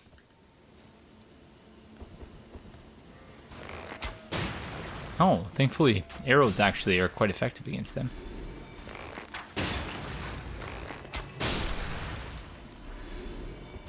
Sorry, slug friends. Why is the ground on fire here, though? Oh. Oh, okay. No, sorry. I thought I was picking up smoldering butterflies out of the ground there, but no. It's just incidental, I think. Yeah, we still don't know how to make our way through the Carian study hall. Maybe we'll figure that out. I think sooner or later we're going to have to fight those giant hands, but I'd like to avoid that for as long as we possibly can.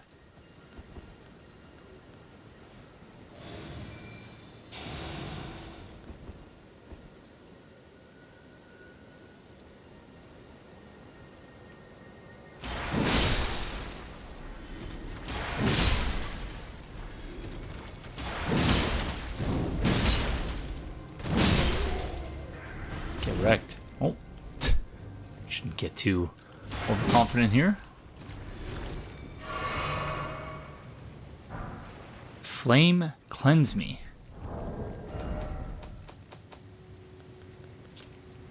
One of the incantations of the fire monks creates a fire within that burns away toxins, alleviates poison and scarlet rot buildup, and cures these ailments. This incantation leaves the caster with subtle burns, a reminder that they must fear the flame. I do wonder how that's expressed in the game mechanically, if at all. It's interesting, though.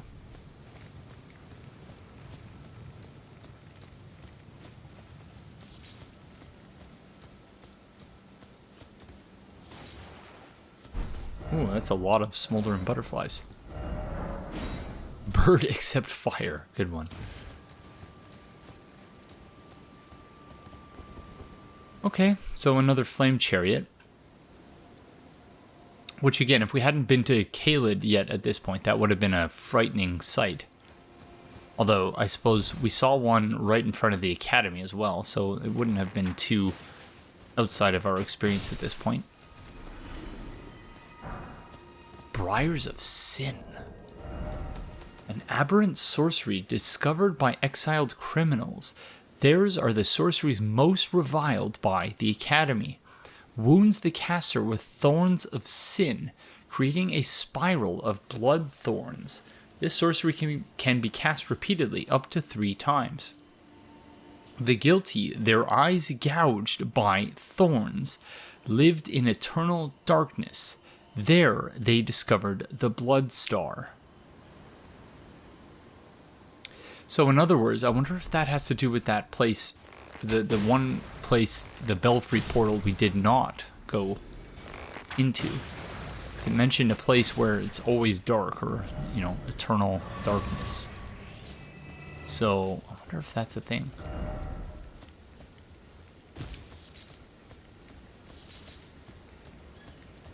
I feel like the smoldering butterflies are among the more useful. Oh, that was just a goat. I think they're among the more useful of the materials you can pick up, but I can't exactly recall what you would use them for. I think fire arrows is one. And probably flame grease or something. Oh gosh, this is becoming a major problem. And, you know, it's crazy because I haven't even played the PS5 all that much. 85 hours in this game, and maybe like 15 or 20 in another game. 15 or 20, so like 100 hours in total, and I'm already having this problem. That is some shoddy design. Or manufacturing, or whatever the heck they're doing. Really not good. I'm sorry, goat friends, I didn't mean to scare you. Breathe out fire, as can be expected.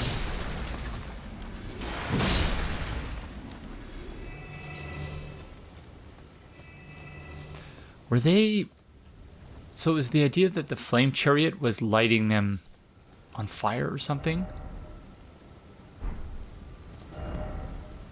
Okay, so this is the Church of Vows, this on this like plateau here. But then there's like a little forest around the outside here. So I suppose we'll head up to the Church of Vows first.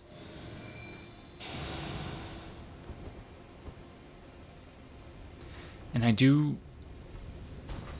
Oh. That flame chariot just accidentally killed that... Oh, it was a goat monster.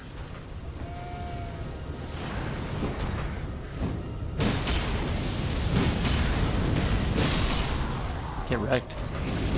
Ouch. Yeah, thankfully, because of all the farming I've done in Caelid, I'm actually not afraid of the flame chariots anymore. So that's definitely one upside to the fact that I've been farming. Even though, you know, obviously I would prefer to not have to farm. Budding Thorn. Found by hunting herbivorous beasts, this horn began to sprout on a beast that typically bears no horn. Perhaps it's a vestige of the primordial crucible. Perhaps indeed.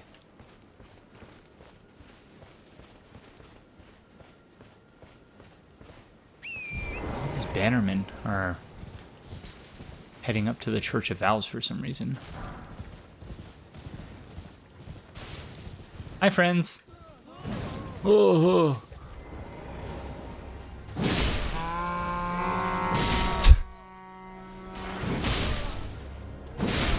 Demi-humans, at least a couple of these friends, I think. Old aristocrat shoes. Hard-wearing shoes made of leather, travel attire worn by nobles in the capital, garb favored by the aged. Abandoning their birthplace after the shattering, these undead wanderers are the pitiful product of unending life. So again, Elden Ring hitting on many of the same themes that FromSoft comes back to again and again, one of which being there's nothing enviable about not dying, about living forever. Living forever is not something that you would want, that there are horrors involved in living forever. And yeah, that's another example of that.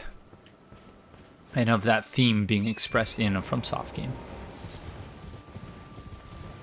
So this, I want to say we've seen, I don't remember how far we actually strayed from the church. I don't think it was very far, but...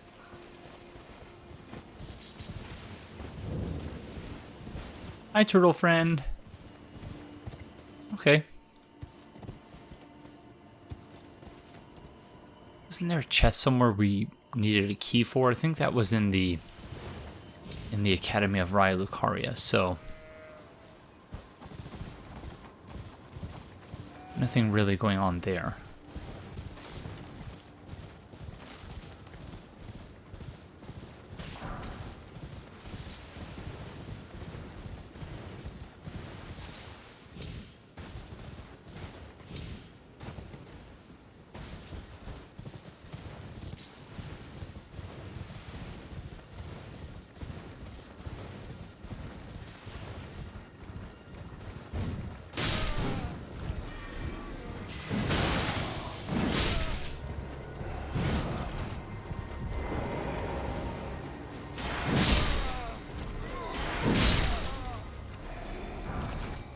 Yeah, I'm still dreadful on on horseback in this. Okay, well, it doesn't look like there's much else here other than the Church of Vows.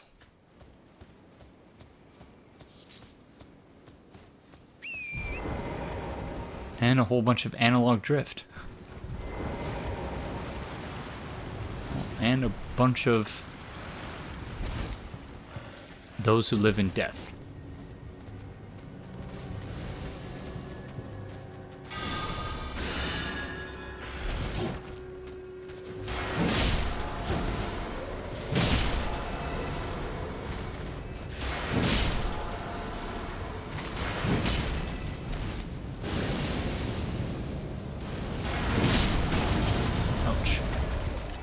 That one with the golden eyes seemed to, yeah. Again, it just seems like they give they give more runes, but they don't seem to be functionally different from any of the other friends. Oh, there's the Wandering Mausoleum again. So it's in a completely different place now. Staying true to its name, of course, by wandering. So I'll call the analog sticks Wandering Analog Sticks. Sony will sell it as a feature, not a bug.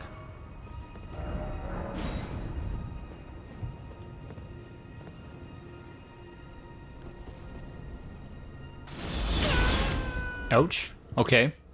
That person was not lying. And they said, enemy ahead. Where? Oh, there. These archers. They're very interesting looking friends. I do see a site of grace down there. So, there's gotta be a way to get down there, unless... Oh yeah, it seems fairly obvious we just follow the forest around the edges. Or... is there a jet stream or something we can ride down?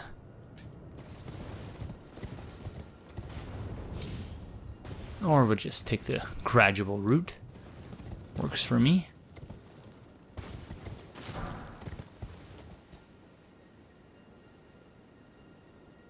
Gosh. This game is tremendous. Really is.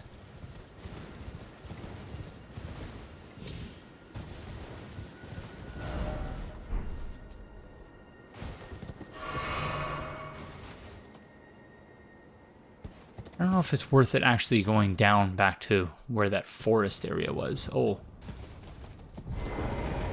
Here they are. These are new friends. I don't think we've seen them before. We have not. So there was that one item which said something about people growing horns. Uld Palace Ruins. Uld. said something about people growing horns who did not have horns before. And so I wonder if that's what we're seeing here. Or are they hats?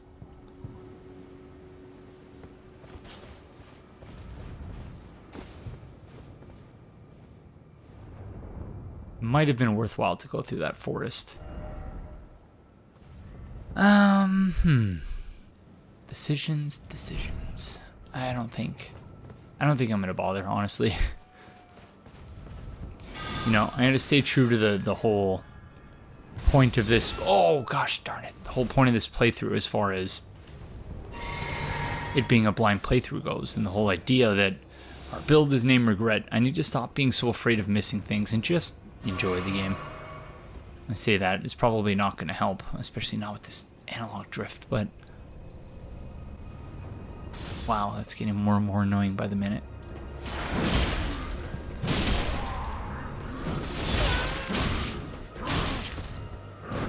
Ouch.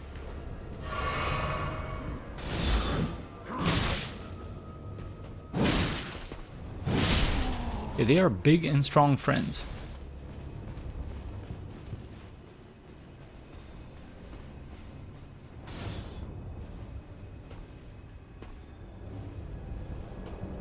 Gosh. Okay, it does look like they're wearing hats.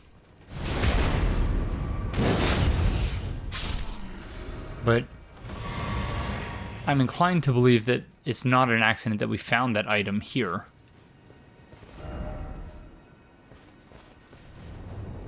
Right where we find these friends with all the horns growing out of their heads. So I don't know. I could go either way, I suppose.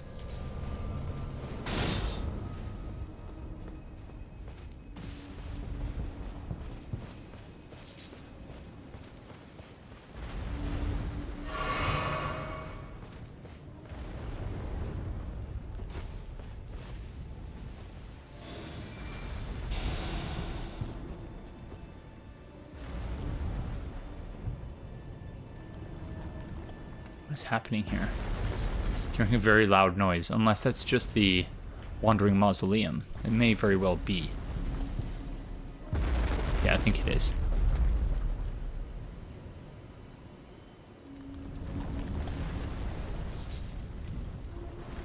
That looks like a giant statue. Whoa! Whoa! Oh my goodness. That scared me. Sorry, friends.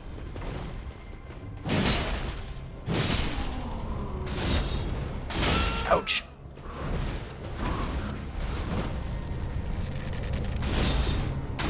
Fancy bows you guys got there. Ouch.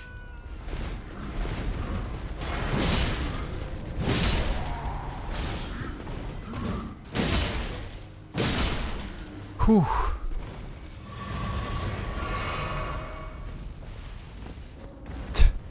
Basically flying blind half the time because I'm always having to adjust my stinking camera. Thanks, Sony. Okay, Great Horned Headband. So it is a headband.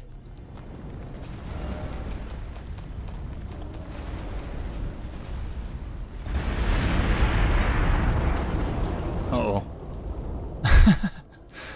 Sorry, friends. Just 1 second. I'm just reading an item description here. Headband decorated by a pair of great horns, worn by ancestral follower warriors. The ancestral followers keep their distance from the Erdtree, awaiting new buds. They are certain to sprout from their very flesh, and indeed, their souls. Okay, let's see how that looks.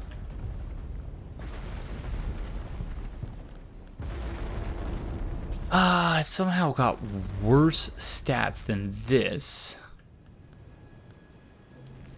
It's lighter though, and it has better immunity associated with it, but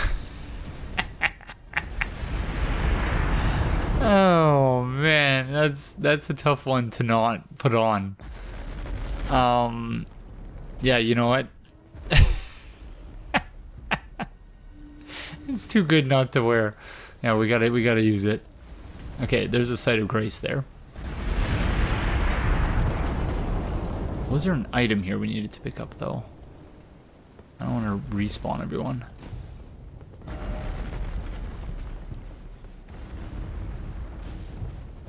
Is it just these crafting materials?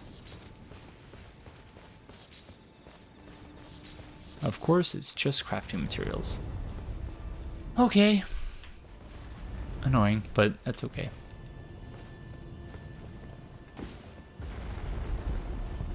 Walking over someone's head as a bridge, why not? So, yeah, these are ruins. I guess it's not a surprise. There's ruins everywhere in this game, but it's another face. A whole bunch of statues that have been destroyed here.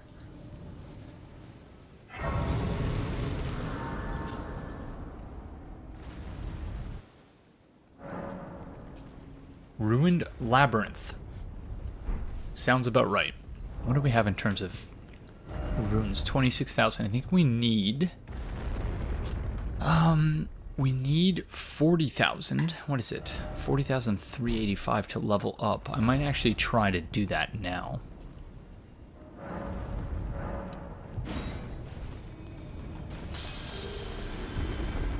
Just so we can proceed a little bit more comfortably without having to worry about losing all of our runes.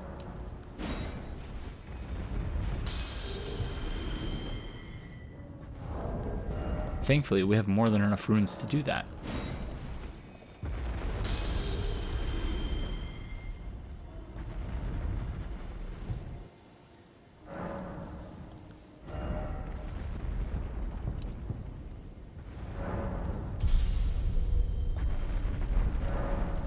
So we're not far off from having to decide what to do from there.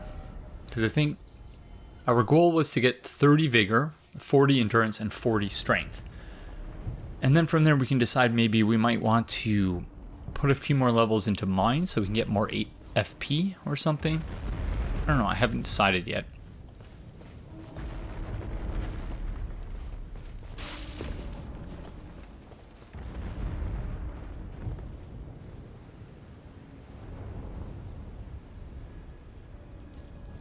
Yeah, it's definitely...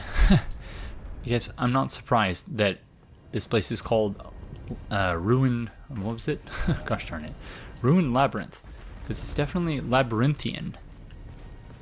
But that's sort of the deal with many of the areas, if not most of the areas in this game. You never really know where you're going.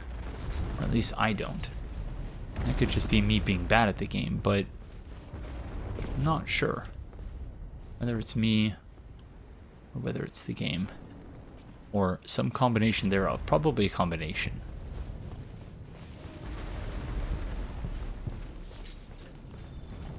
Okay, this roving mausoleum is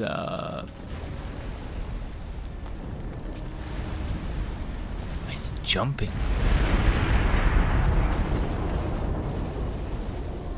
I think we're gonna need to figure out how to get on top of this one in the same way that we did with the other one.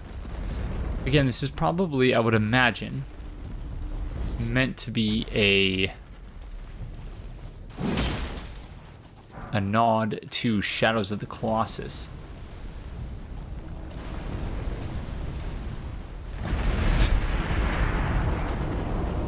The whole idea that, yeah, these big monsters, these big things that are sort of beautiful but weird and haunting at the same time.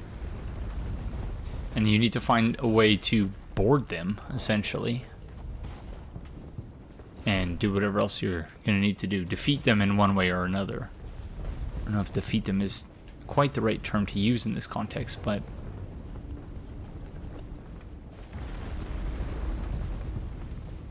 doesn't seem like there's a heck of a lot else going on over here.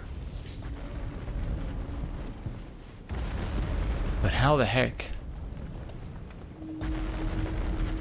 For the other one we needed to get on top. I believe that was the trick with that one.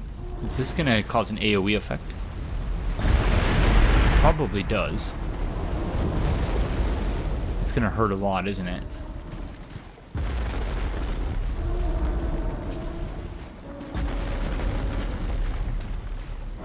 Here we go. Let's see. It's going to hurt. Not here. Oh yeah, okay, that didn't hurt as much as I was expecting it would.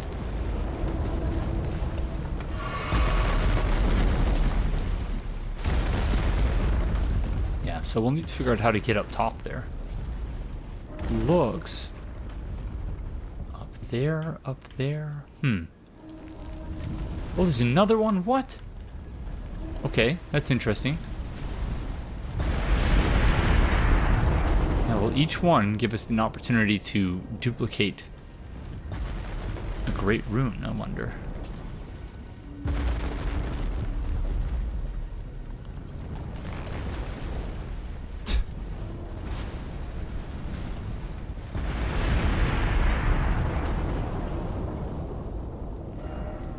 Yeah, I'm totally lost here, friends. I don't know what the heck I'm supposed to be doing.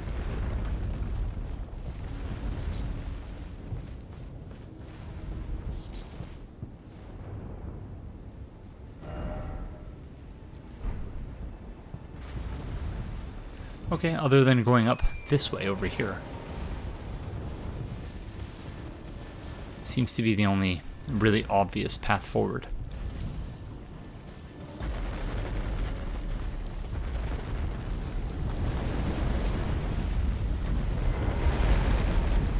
The frame rate here is dreadful. And there's another site of grace here, okay. Why not?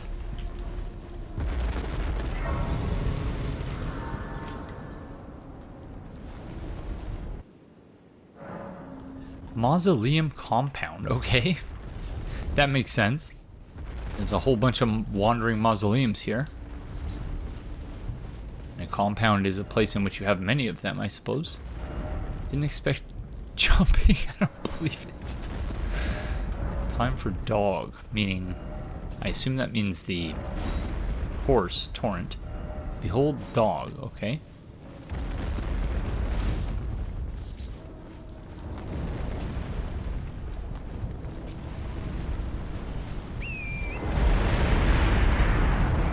Okay, Torrent, what do we do, friend? Because I'm definitely at a loss.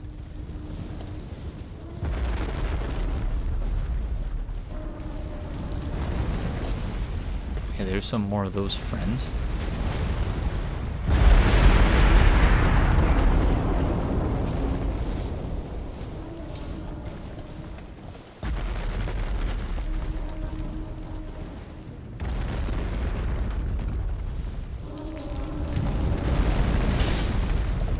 Oh, okay. Maybe we're supposed to knock off those things, the barnacles, just like we did in the last one.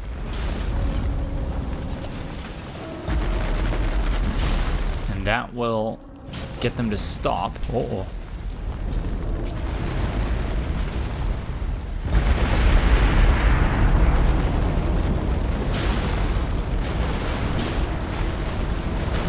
Mausoleum just they really just don't like barnacles, which I suppose is fair enough, but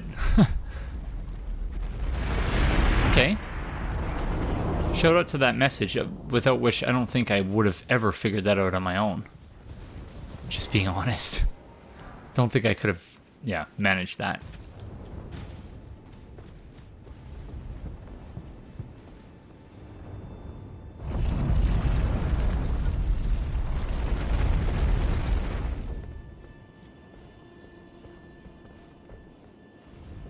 Examine remains. Oh. Okay, interesting. So we can't duplicate anyone. Why is that? So are these only for duplicating very specific remains? Wow, okay, interesting. Let's go see that other mausoleum. Again, Torrent, it's a lot harder to actually call Torrent in now compared to before. Which I wonder if that was meant as a way FromSoft trying to curb speedrunners using particular glitches.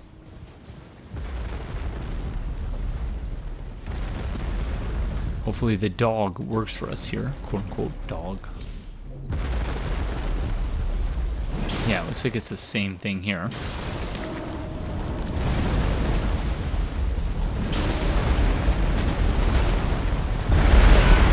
Still hurts, okay. I thought the horse would make us immune, but I suppose it makes sense that it wouldn't.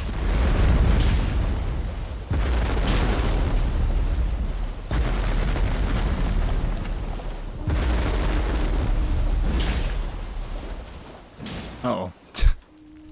Oh, that was dreadful.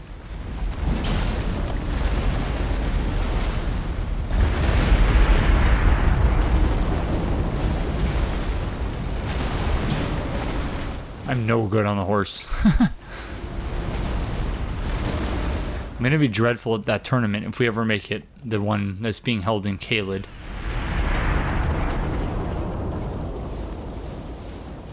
Jarfriend is gonna wipe the floor with us.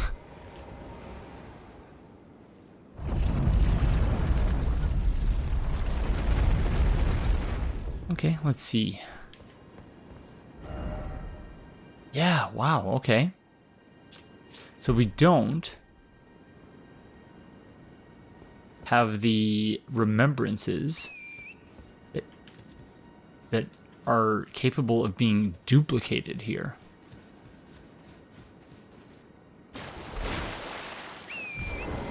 Intriguing. So I guess, yeah, I shouldn't be too hung up on the fact that with that first mausoleum, I duplicated Godric the Grafted Soul, because ultimately it doesn't seem to make a difference in that, you know, I couldn't have waited until we got a soul that has a higher soul value associated with it. Which is what, yeah, that was my initial thought. Renala's soul is worth 20,000 runes. I don't know if I've mentioned that on camera. I've checked to see what it was worth, and yeah, it was only worth 20,000 runes. Which is exactly what... What are these friends doing? Which is exactly what... Oh, are they mimicking the mausoleum? Is that what they're trying to do here?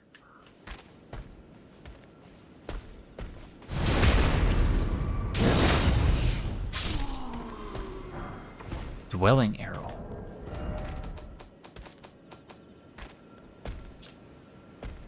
Arrow in which the spirits of small animals are thought to dwell. Deals magic damage. Used by the master hunters of the ancestral followers.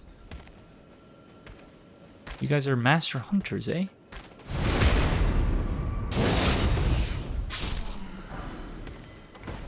Apparently so. Sorry. That was unfair of me, I know. Okay.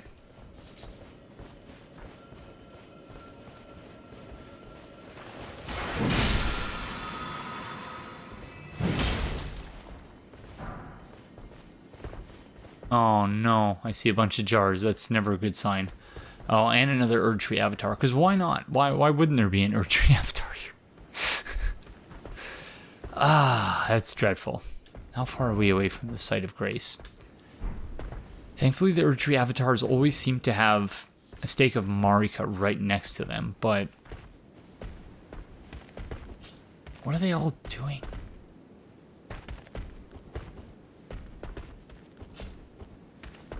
They must be trying to mimic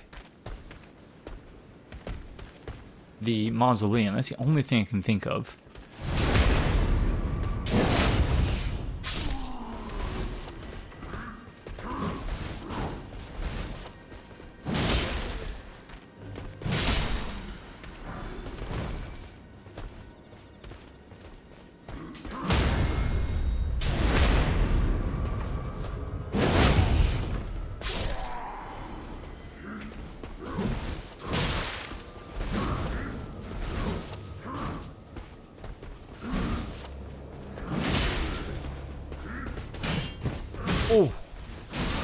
Oh, that's what I get for trying to be cute with them. Should have just, yeah, attacked.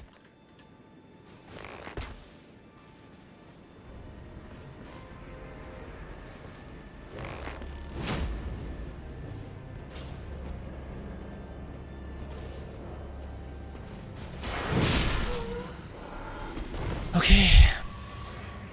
Jellyfish friend, I need you. Here we go.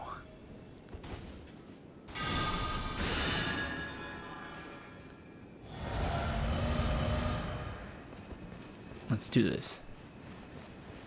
I wonder why the Erdtree Avatar is always surrounded by jars.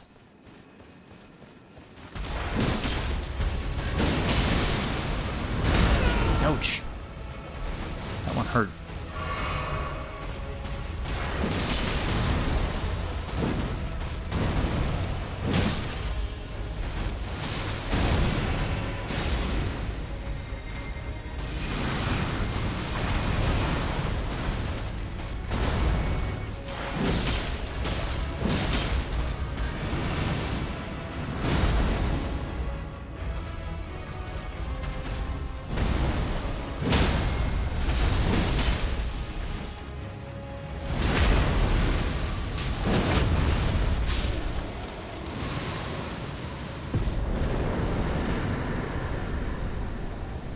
Thank you, Aurelia. Magic Shrouding Cracked Tier, Lightning Shrouding Cracked Tier, and Holy Shrouding Cracked Tier.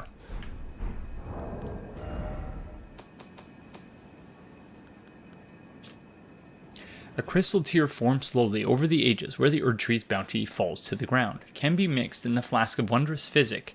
The resulting concoction temporarily boosts the power of one's magic attacks. And then fire and lightning. Cool. That's really cool. Oh, so we already had one for holy or lightning. It was one of the two, maybe. Okie dokie. Well, that's another Erdtree Avatar down. That's 3 we fought so far.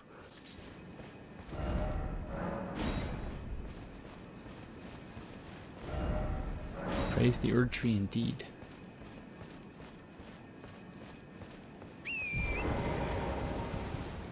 Does not appear to be any Erdtree Guardians here, which is curious, because the other 2 Erdtrees that we found a Erdtree Avatar around had Guardians everywhere. So I wonder why the distinction. Is it because of the other friends who were here, where had they killed all of the Guardians and sort of tried to take their place?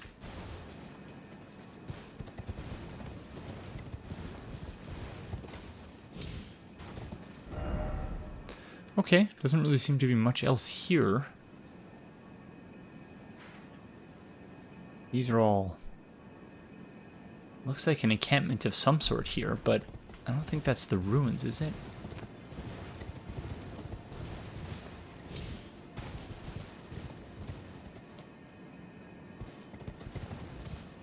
Okay, oh no, it's here, these walls. Okay, let's just head up. Insofar as that's possible. We might have to go around.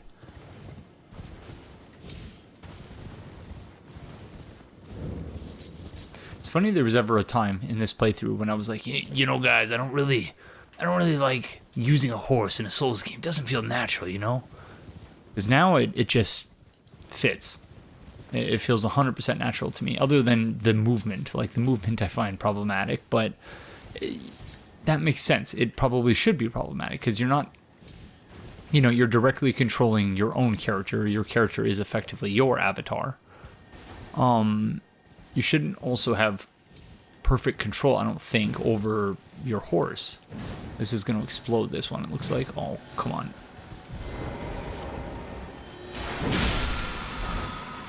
Okay, somber smithing stone. Looked like it was going to explode, maybe not. Okay, where are we? Down there is the highway. The Bellum Highway, I think. But we want to go up there.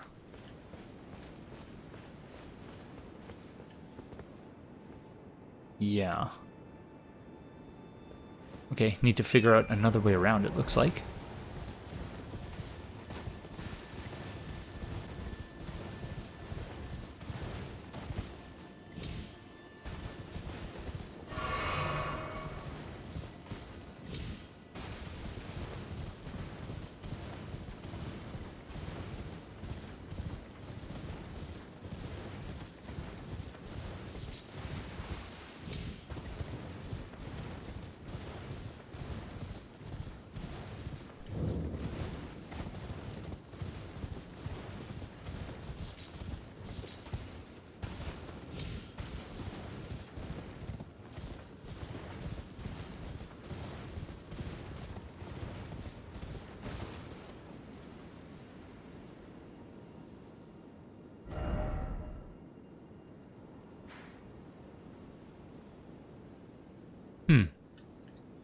Yeah, it's hard to say. I think we probably want to go back here and then try to go around. Because if we were to follow this trench here, I suppose we should probably follow this trench here in any case. Although it does look like it has these graves here that you can use to descend there after the fact. Kind of an up before down situation. It's tough. It's hard to say where we should go. Yeah, maybe we'll warp. Here.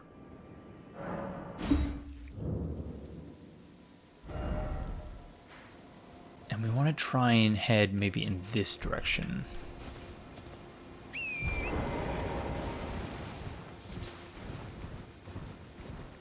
So we have to go around this cliff here.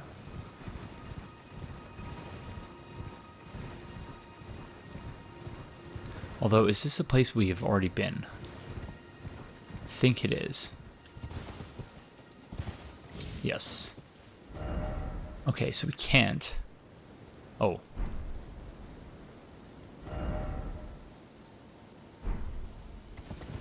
Maybe I'm just thinking of another place that was similar to this one. But yeah, I'm going to try following the cliff wall here,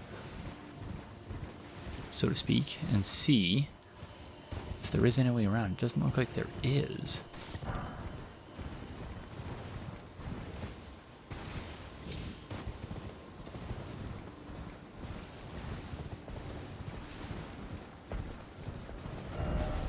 No. We are firmly on the outside of these walls here.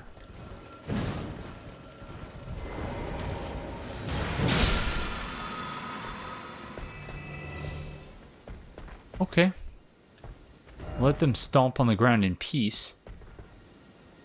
Unless we want to try this trench finally. I might actually try the trench. Let's see.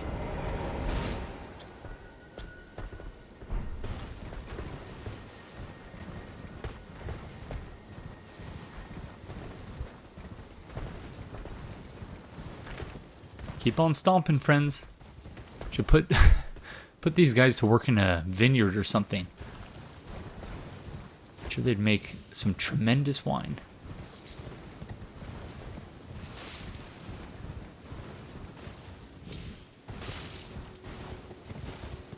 Oh, uh-oh. Oh, jeez, I thought that was going to be the end of us. Oh my goodness, of course there's a giant bear here. Why wouldn't there be a giant bear? Alright. Let's see. We have not been here yet, have we? I don't think so.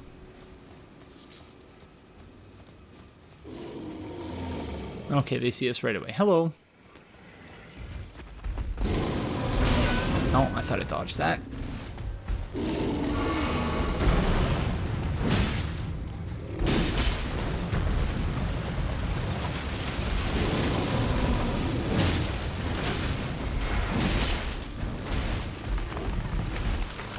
Panic dodge! Panic dodge!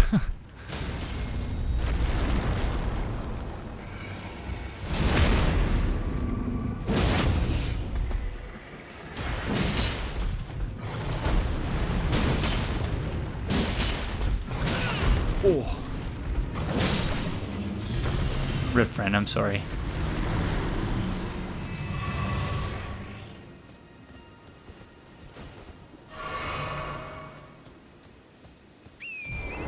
Let's see if there's anything over here.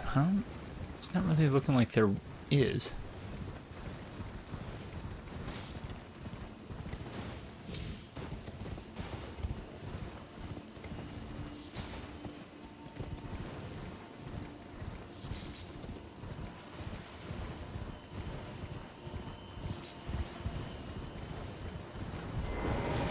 Where are you? Oh. I usually don't see those friends on the ground. Dragonflies. Oh, leave me alone.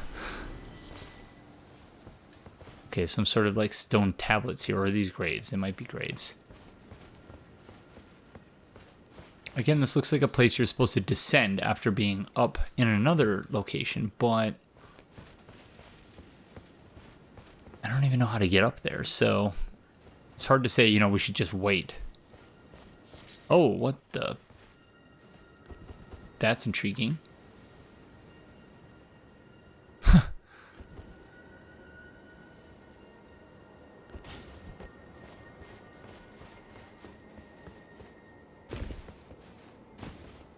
Okay. So it looks like they're guarding something as well.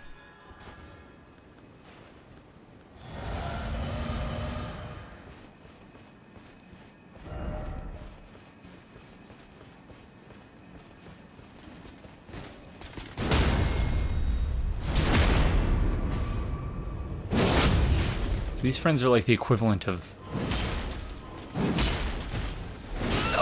Black Phantoms, I suppose.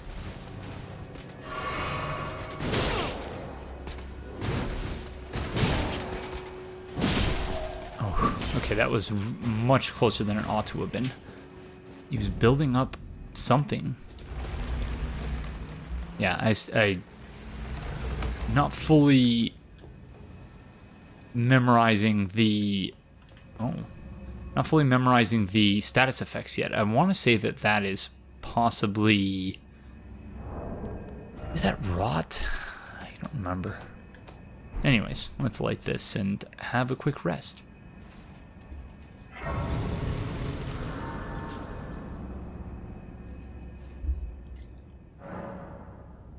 Black Knife Catacombs. So, like the Knight of the... What is it called? Knight of the Long Knives?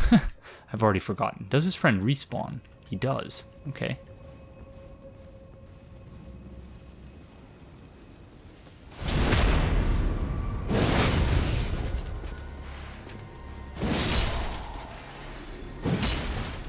Does he have any drops? Or is it just... Ah, Mausoleum Knight Gauntlets. So they're Mausoleum Knights. That makes sense. Gauntlets worn by headless knights who endlessly guard the wandering mausoleum. Time has yet to dull their luster. So I think it's the same thing that the other... Oh, yeah. Interesting that... This one is clearly... had their... time has clearly dulled the luster of the Godric Knight Gauntlets, but not the Mausoleum Knight Gauntlets, according to the item description as well. But, yeah, there's a disconnect there, I think. Anyways.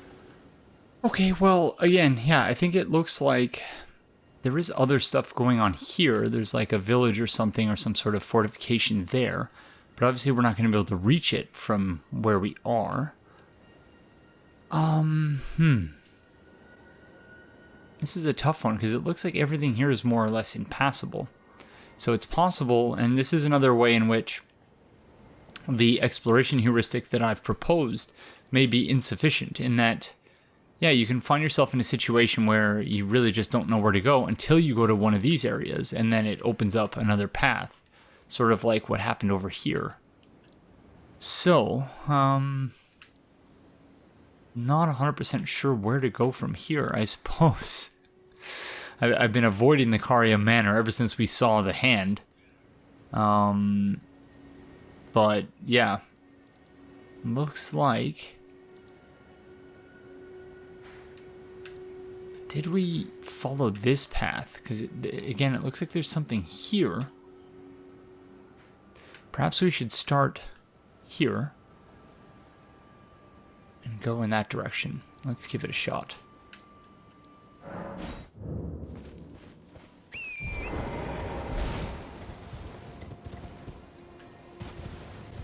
So yeah, I think with this new exploration heuristic... Oh, I missed this somehow. Frenzy Flamestone. I think it's going to end up with a situation where we end up... yeah, with an episode where we're just sort of running around and not really focusing on any one thing in particular. But I think I'd at least like to try it, and we'll just see how it actually, how it helps, or whether it helps, I should say. So, Ruin Fragment blessed with an incantation of the 2 fingers. This one is blessed with an incantation of the 3 fingers, so... I wonder if at the top of that tower we have 3 fingers instead of 2. Uses FP to generate warmth, continuously restoring the HP of those who host the frenzied flame. Confers madness upon those who have not adopted the flame. Take care not to mistake this for its gentler cousin. Okay, yeah, I'm obviously missing something here. Don't exactly know what it is, but yeah, fascinating stuff nevertheless. So, reasonably certain we've already been here. That was one of the first ones we found. Those particular kinds of friends. Whoa!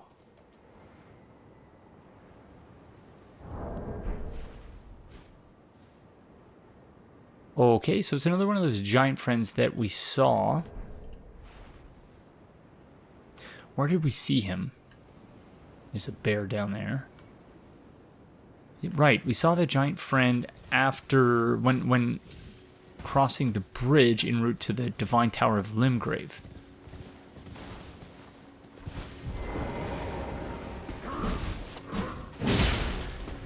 Sorry, friend. Rip.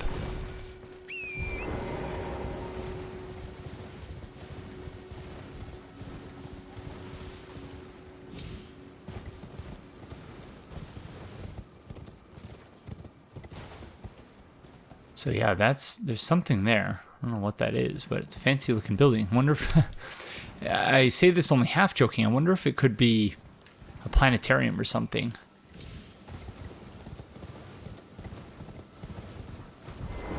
All right, new site of grace.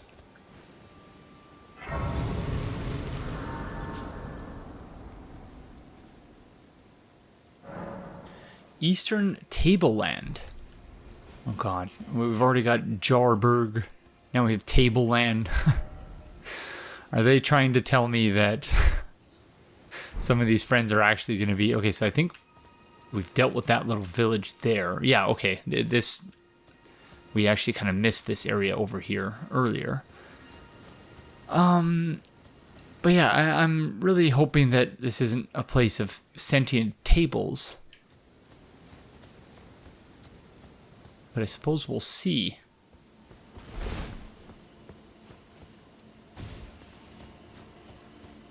That is one massive, massive friend.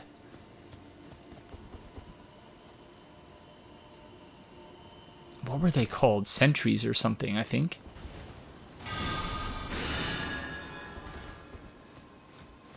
The other ones were, of course, using projectile attacks or a bow and arrows. This one has, what is that, a halberd? An axe. Okay. And we also fought a boss version of these friends. We fought a lot of bosses in this game. Like a crazy number of bosses.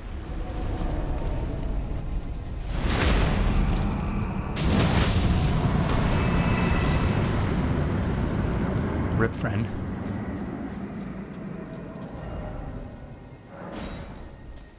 I don't know how people can fight that thing. Yeah, it is a sentry. I don't know how they can fight them on horseback. That seems like a crazy proposition to me. Oh, okay. So, is this going to connect us to the same place as the Siofra Riverwell? Ainsel Riverwell. It is. Okay. Very, very interesting. So the underground part of the map does stretch all the way across the map, all the way across the world. And so earlier when I was talking about how, you know, you only have a map which shows sort of the top level of elevation, that's not actually true, because of course they have the underground part of the world as well. Fascinating. Oh, what the heck are you? Oh, I don't like it. I don't like it. No. No, I don't like it. Oh, man. FromSoft, what are you doing to me? Honestly. Ainsel River Well Depths. Okay, yeah, that makes sense. Let's see where that actually lies. So it's before Sciophra River. Okay, so that, I don't know if that makes sense. So up until this point, I've been avoiding going to the Sciophra River well because it was at the end of the list. And I'm wondering now if that was a huge mistake. If all this time I should have actually, you know, should have explored that area. Because up until now, it's actually, yeah, wow.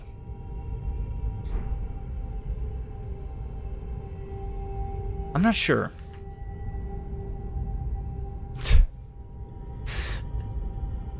One thing I don't regret about this playthrough is Regret himself and our Fashion Souls decisions. I will, yeah. 100% just, oh. Are all these people just walking into the... Oh, they're trying to use it to cheese the Sentinel, presumably. And getting wrecked for it, so, well, whoops. I just want to see before we proceed whether there's anything back here.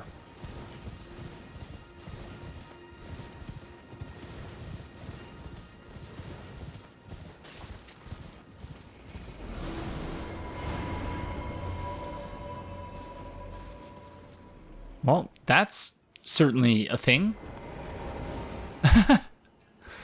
Okay. So, bear over there scratching the walls. Bear here sleeping. What in the world?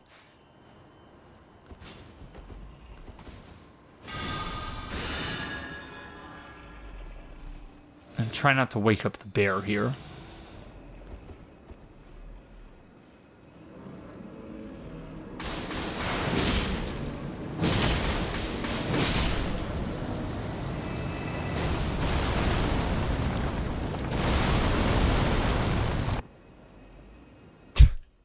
Okay, that was weird. The sound just sort of cut out.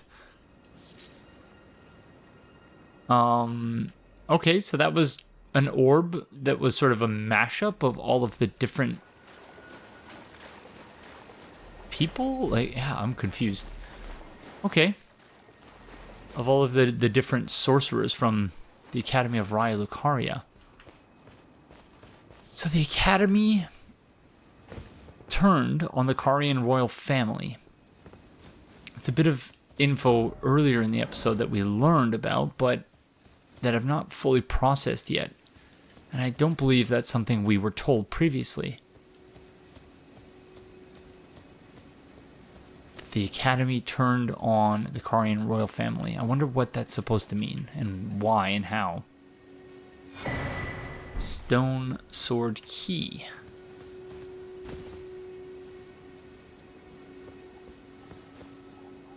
Okie dokie. So that seems to be it for this particular area.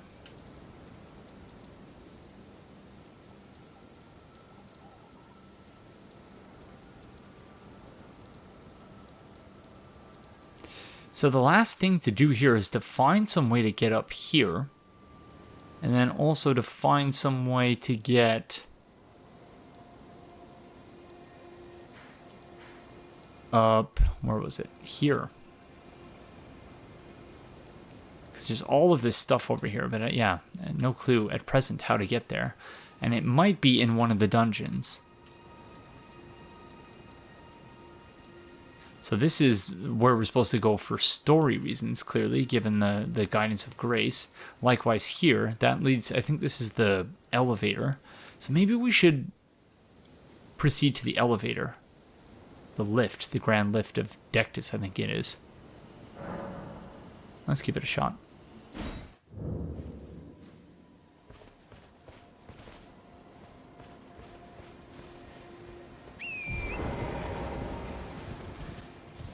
Now, did we explore everything leading up to here? Actually, I'm not sure. I think we did. I remember we fought one of the Knights' cavalry here.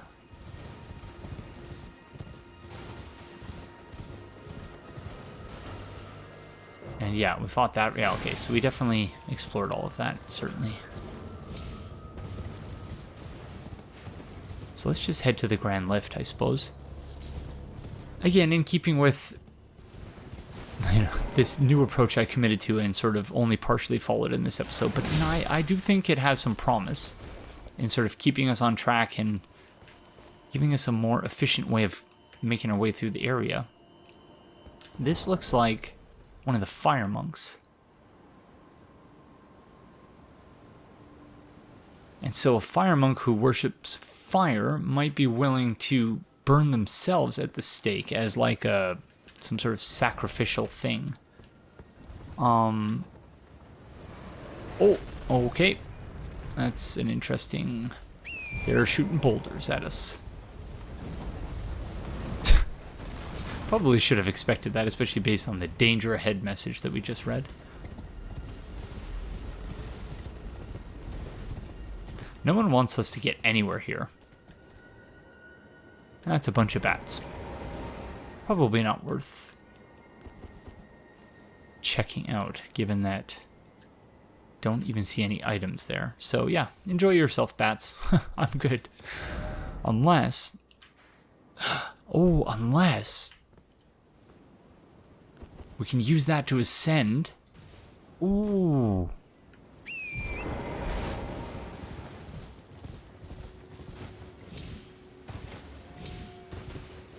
Up to this other's... Ah, beautiful. Okay. So that's how we do it, I suppose. There's a knight coming at us with their weapon buffed. Oh. I can hear his footsteps. Where the heck is he? You're not going to kill me with the dagger, friend. Come on. At least light your thing on fire.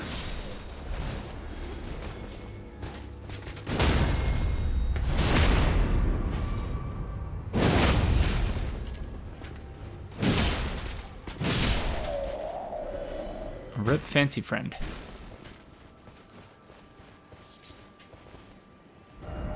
Oh, is this not? I don't think it is. It's not where I thought it was. I thought we were up there.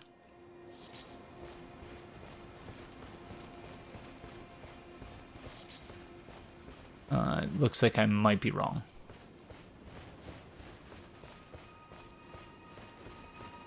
Well, that's disappointing.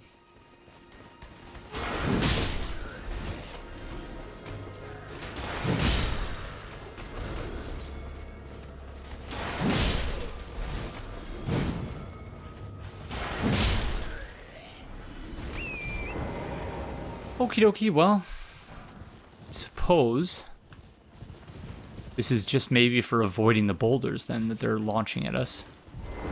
And for whatever this item is up here. Why is it always shield? Slumbering egg.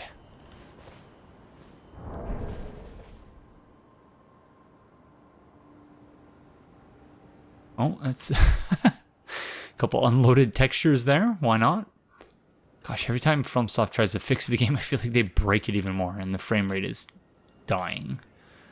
Dying a death. What was that slumbering egg? I think we've already read that previously. Owl eggs that will never hatch, okay?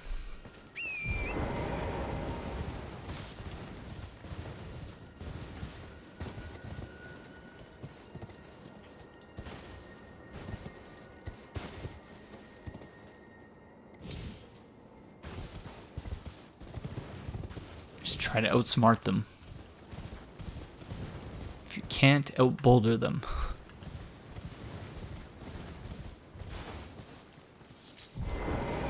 Although I'm not sure that's going to be possible from this angle, or is it?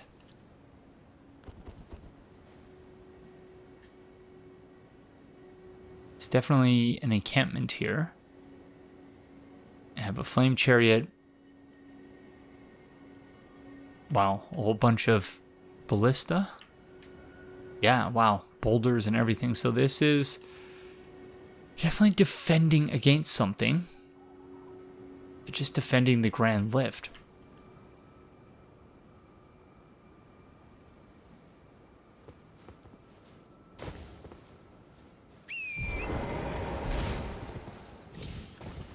So I don't know if it's advisable to just deal with the boulders first and then go back. Enemy ahead, therefore be worried. Madness, okay.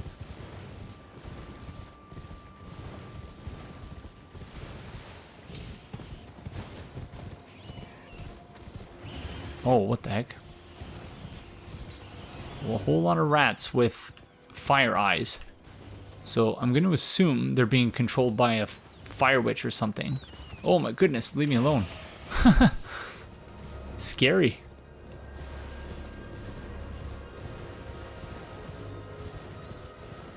Oh. Okay, that's how we get up there. That makes sense. But we need a site of grace or something here.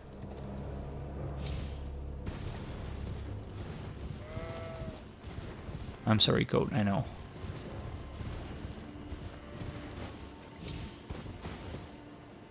Okay. See bloodstains.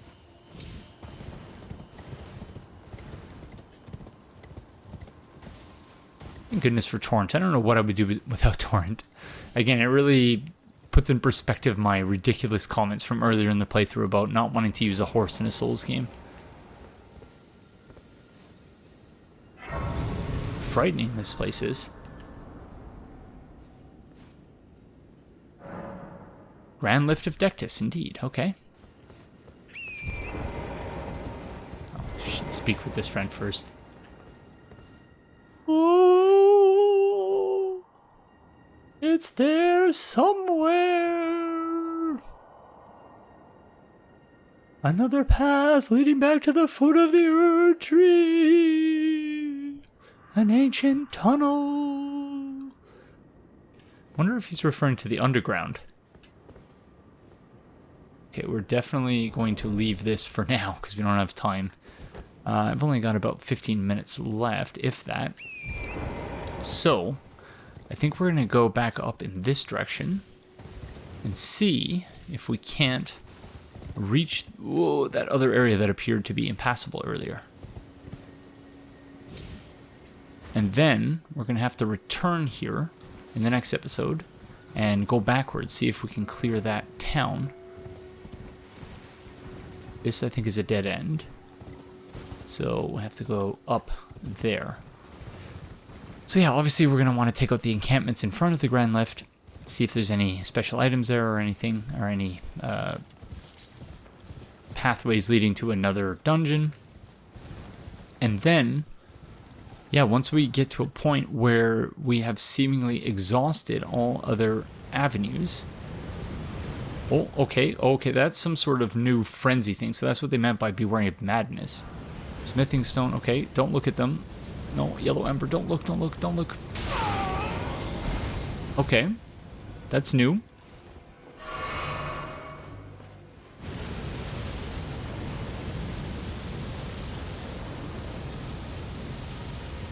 Okay, this was totally unexpected. I was not expecting this. Bird bolt.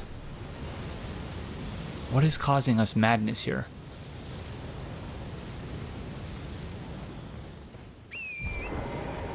It's frightening, whatever it is. Okay, we are indeed. Oh, crud. What is happening? Okay, it's taking our focus away as well. And is draining our HP.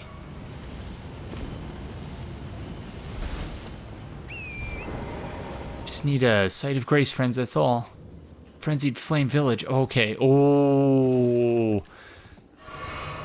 Whoever it was, there was someone who told us to stay away from this place, and I laughed. I laughed in there. I was like, ha ha ha. Yeah, we're not staying away, friend. Don't you worry. I'm gonna go right for it. And, yeah. I haven't quite learned my lesson yet, seemingly. In terms of laughing in people's faces in this game. It has never worked out in my favor. Oh my goodness, we need to find a site of grace, and quickly. Oh no, leave me alone. No, gosh darn it. Stop it. Oh, we're dead.